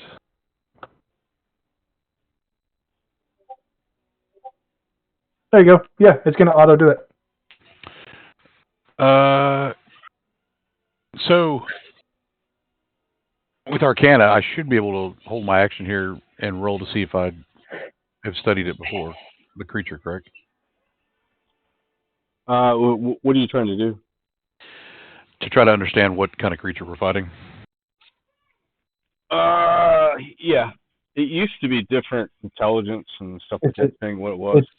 According to your ability that you linked earlier, it's just a flat intelligence roll with advantage. Well, but wouldn't it be Arcana that I'd be using instead of intelligence? Because what there was earlier is wisdom, survival. That's for It was tracking. both. It said you get advantage on survival, wisdom, as well as intelligence checks to. Yeah, but I'm talking just straight Arcana. I'm not talking about tracking anything or recall information. Okay, it's up to Rod. Yeah, go ahead and roll it. I would suggest, is your intelligence check higher than your Arcana? Arcana is a +5. Intelligence is a +3. Yeah, go ahead. Until we can figure it out. Okay. And what do you want to find out? What it is? Yeah, like Okay. what kind of creature we're fighting Sure. here to have a better understanding for the group. Go for it. Now, you would know this. You'd have to tell the group. That's what I'm saying. I would try Okay. to yell out. So would it just be the die roll then for intelligence? Yeah, just D20 plus whatever your +5. Well, that's not going to work. No, it did work. You rolled a Oh, I got it. 13, Okay. So and then 18. you got a +5, so 18. Yeah, no doubt. You recollect from your studying. You know this thing is what's called a white. It is undead. It is naturally evil. You also remember seeing that it has damage resistance. You know that it's resistance from necrotic, bludgeoning, piercing, and slashing from non-magical items, and anything that's not silver, basically. And it's immune to poison. And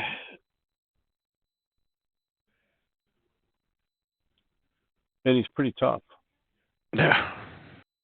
Well, really into the group Oh, that he's resistant to everything except for close to silver or. not that this would do anything here, but you also know this thing is sensitive to sunlight. That's not going to help a lot. So I would keep track, so that way if you ever come across one of these again with your character, you would automatically already remember this information. Yeah, that's kind of what I was thinking. Is like my guy would kind of keep a notebook of things, investigations.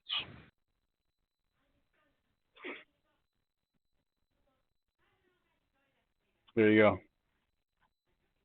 Okay. I next. Unless you got something else you want to do. No, I was holding action. Okay.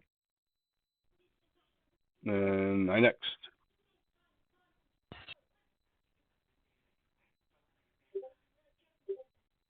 He is up. So who was next to him? Was it just Chime? I don't think any. Yeah, I think Chime's the only one next to him right now because Artificer backed I away. was. Duras and I were both pretty close. I'd say we were closer.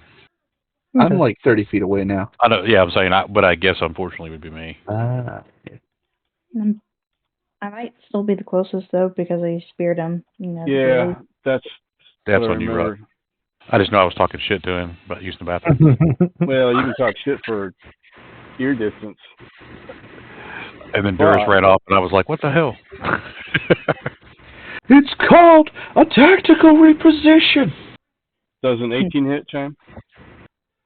Yes. Yep, well, it wasn't up close. And I'm assuming a 22 will hit as well. Yep. Yeah, oh boy. So Look. this is the first damage. Yeah, Rod, I was yelling from the other room. 1d12 plus 8. Oh.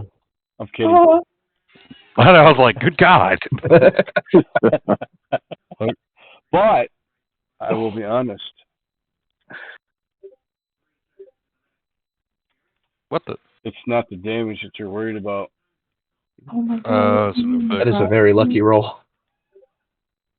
Alright, so it looks like a total of 11 points of Necrotic damage. slashing. Oh. He used I thought his longsword. I thought it was coming However, actually it was a D8, but give me a Constitution save. Yep. Okay. That's what Rod was getting at us with. Yeah. This is basically a life drain. 13. All right. So 13, you actually succeeded, and nothing seems to happen. You just take your damage, and from the damage, you can tell. Don't I get an advantage on a saving throw? You won already anyway, so. Yeah. Okay. And you get a D4, not advantage. Okay. D4. You guys keep that in mind. And interestingly enough, it's not automatically doing it. Well, I think she just rolled a straight up die roll, didn't she? Oh no, Constitution check. Yeah, you're right. No, that's a Constitution check, not save. Yep, that's why. Yeah, you have to actually roll save to do it. Uh-oh. So what's the command for that then? Space save, and then whatever, or exclamation point save, and then the name. Okay. Mad Mardigan, you see Chime take a nasty hit. She's bleeding. I will cast Eldritch Blast.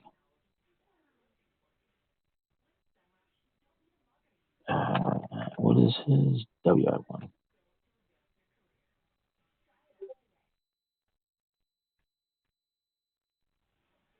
Oh shit. Capital WI1. Shit. Matter. He just went away. Where'd he go? What happened? Chime is adjusting her health. There you go. Oh, there it goes. 17 a hit. It's lagged, I guess. Damage. Oh, yeah, it's super laggy. Explain how you hit. Chime, after seeing Chime getting slashed up, and just shot out Eldritch Blast, hitting him from behind, and then I took off and ran off to the side. Okay. Next. Unless you got something else. Yeah, I'm just gonna hide off behind a tree or something. But who did that? Who dat? Oh man, it's really laggy. Yeah, it looks like it's just taking a minute. My dial-up connection's not working tonight. Got to add more quarters. I need to call my network guy, JP. You must Hey. have additional pylons. I'm here. I work for beer and sausage, pickled sausage. I was about to say giggity. Pickle Bologna. bologna. It's that damn bologna. Yankee stuff. And cheese. When I went up north to Michigan, I brought back some Kogel pickled bologna, and we were sitting around at work when we were doing the rollout for Nashville's office, and I broke out this pickled bologna, and we had cheese and crackers sitting on the tailgate. I think JP fell in love with it. Good, man. Yeah. I know it. I found, like I was telling you, there is a place up in Kentucky where it's Myers 50 Acres that's in Flint. They actually have a store. It's kind of like Walmart. It's in what is that main city in Kentucky north of us? I can't think of it. Doggone it! It's about an hour drive. Lexington. Louisville. No.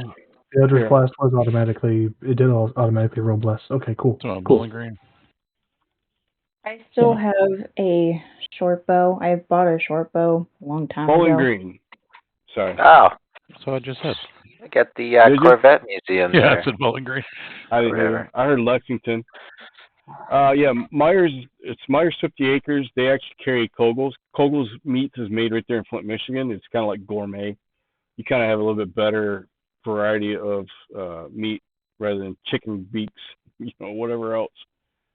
And they had the pickle bologna there, so you don't have to go to Michigan to get it. Nice. So the next time you're in Bowling Green, look for Myers. Or just go to Amazon. There's a place here in Chattanooga, somebody who makes a run, I think, and then they turn around and then they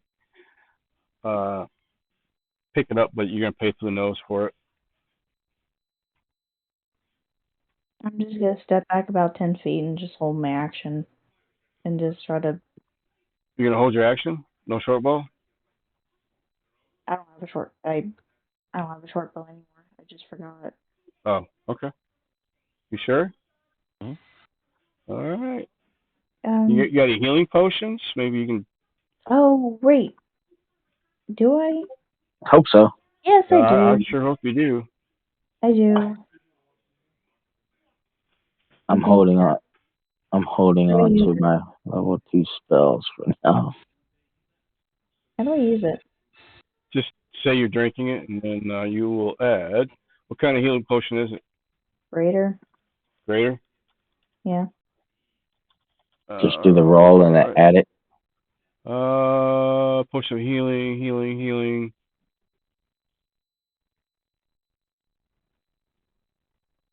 I think a greater is a D8, isn't it? I think so.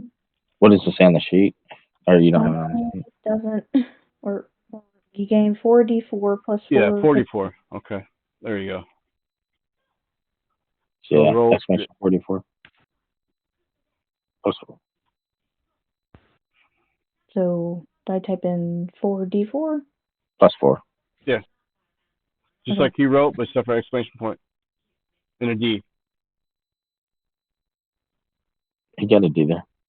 So I do exclamation point 4d4? Plus 4. Plus 4.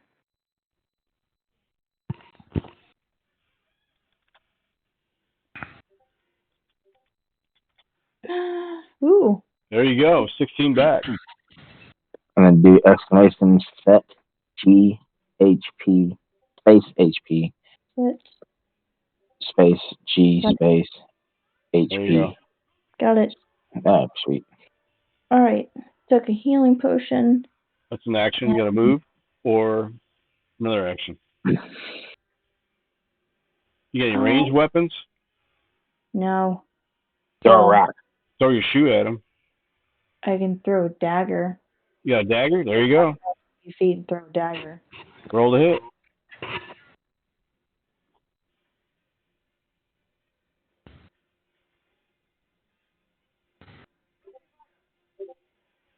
I miss. And I miss. He looks at you and says, aha, mine now. And fuck you, I got fists. All right, Lauren. All right, well, we'll try this again. Not only are daggers flying, so are cuss words. So what do you do?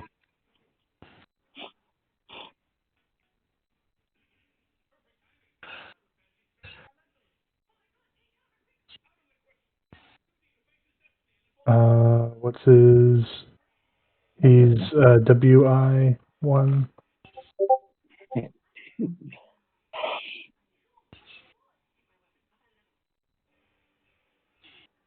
All right, looks like 5 points of damage. He shakes it off. He looks at you. You are mine. Okay. Okay. I'm gonna attack him with my scimitar.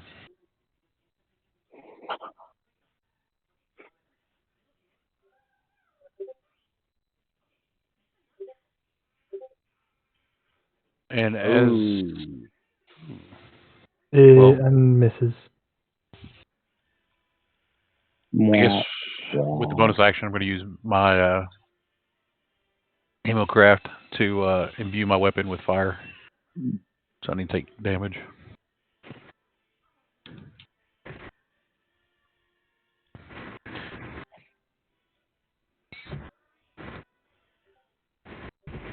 So that would take 2 points of damage to imbue it with fire.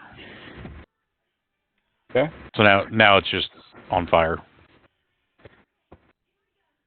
And does an additional 1d4 damage.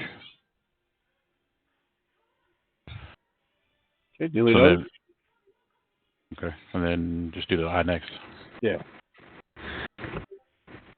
I'm getting it.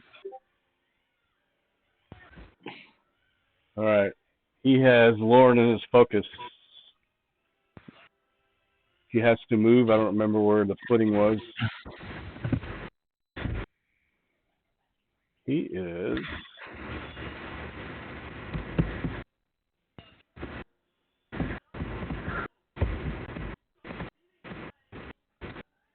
Okay.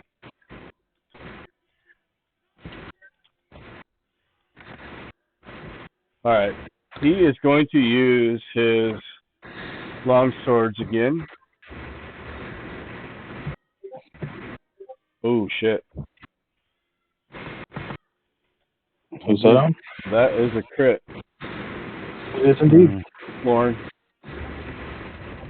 And does a 16 hit? 16 does not. Okay, so the one hit is a crit. Well, how are we doing crits? I don't want to change it up. Were we doing max damage? Make it easy? I think we've always been doing double damage. Double damage? Okay. So let's double this for his damage. This time he's using a D8. It's 2, because he's using his longsword. So 14. And roll me a con save.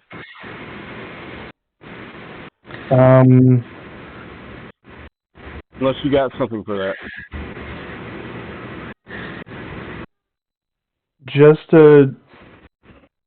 I know this is metagaming, but if he's doing the life drain, it's a die 6. This was his longsword. I don't need a con save. Yep, you're correct. Good catch.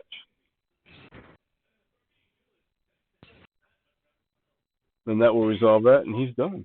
And that's 14 damage, you said? Yeah. Okay. That's right, because he's using longsword. That's why she threw, because I did the life drain on her, which was a D6. Yeah.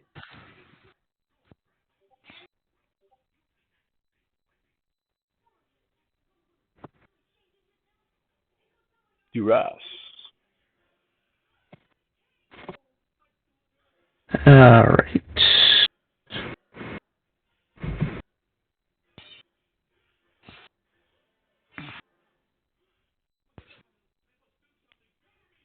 Need to So it's, I got rid of my copy paste. Is it ! Attack, name of the attack, and weapon. then Target, -T for target. WI1. Okay.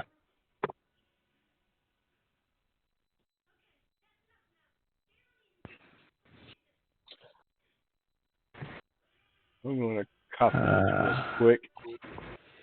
I'm going to post these as one. So I don't know how. Yeah, there we go. That already crit. Yo. And you didn't Right. do the target, so it didn't take the damage automatically. I don't know what his health is either, so Um, let's just be simplified because I believe he was bloodied. Let me go back up. Yeah, he's bloodied. Let me see if I can figure this out. I knew this used to be a way.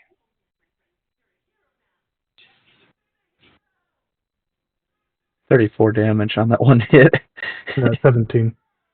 Well, it's a crit though. Yeah, it already did it. Oh, nice. Okay. All right. Let me. I don't know what his hit points were. See, it doesn't tell me what his hit points are. It may if you do the initiative list. It may tell you. It don't. Okay. It just tells me the same thing you guys see is bloodied. Yeah. Okay. Let me figure this out real quick. So if you did 17 points of damage, there's still a chance he's still up. Do you want me to next or stay on this? You go ahead and stay on this. Let me figure this out. I'm just gonna go ahead and call it. I say you killed him. So let's end combat. And the reason why we're running out of time, it's getting late. I'm gonna fast forward this real quick so we can end the chapter. Okay. Really, the only thing left is for you guys to go in and check out the mausoleum. So I'm just gonna hand out your treasure. There is a sarcophagi, like you said, inside. Looking around, you guys would have looked. There was a hidden compartment, blah, blah, blah. You find this was a named wit. His name is, for anybody taking notes, his name is Drovim Haran. And we can resolve what his purpose was later. You find his saddle of the Cavalier.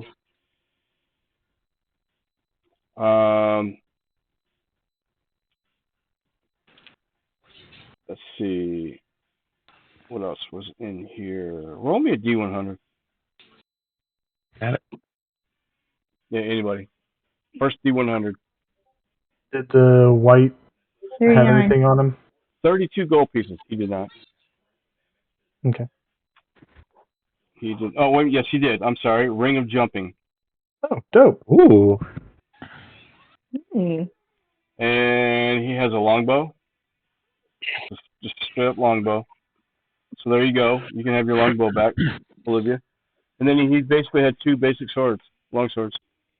Those weren't basic. So, yeah, just nothing special, not magical. So it was just the first D100, right? Yeah, that's first the how much D100, which was 48, I think. 48 gold pieces. Okay. I know there are currently 5 or 4 of us. Let's see here. Oh, there are 5. Okay. And you guys basically, to find your way back to the chateau, you guys basically had to go back through the same way that you came in. Everybody give me an athletics check to pass through. And again, I'm fast forwarding everything. Good. 17's good. 7 does not. 2 does not. I'll stay in the underworld forever. I mean, I just plan on staying here. We just keep trying until we do it. Yeah, it's a 13 to get through. So once you get your 13, you're through. You're back into the material plane. And while you guys are doing that, you guys are greeted by the were-ravens. They greet you. Basically, the were-ravens didn't attack you guys because they were good. They were there to watch and keep an eye on the Shadowfell, the gateway. So they were not in any shape or form to harm you. That is their hideout, was a chalet. The were raven that in the very beginning that brought the book to you was sent by the girl, the young child who was killed. And what had happened is the Dravith, uh, they kind of dug up the grave and they took the body and they were trying to run some sort of a necromancy, and she managed to escape, and she wanted you guys to find her body, and by doing so, even though the body wasn't there, you found the gateway.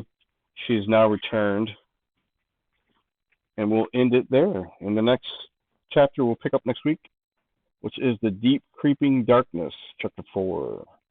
Woohoo! And you guys are level up. You guys are 4th level. Hey yo. Sweet. What do we split with?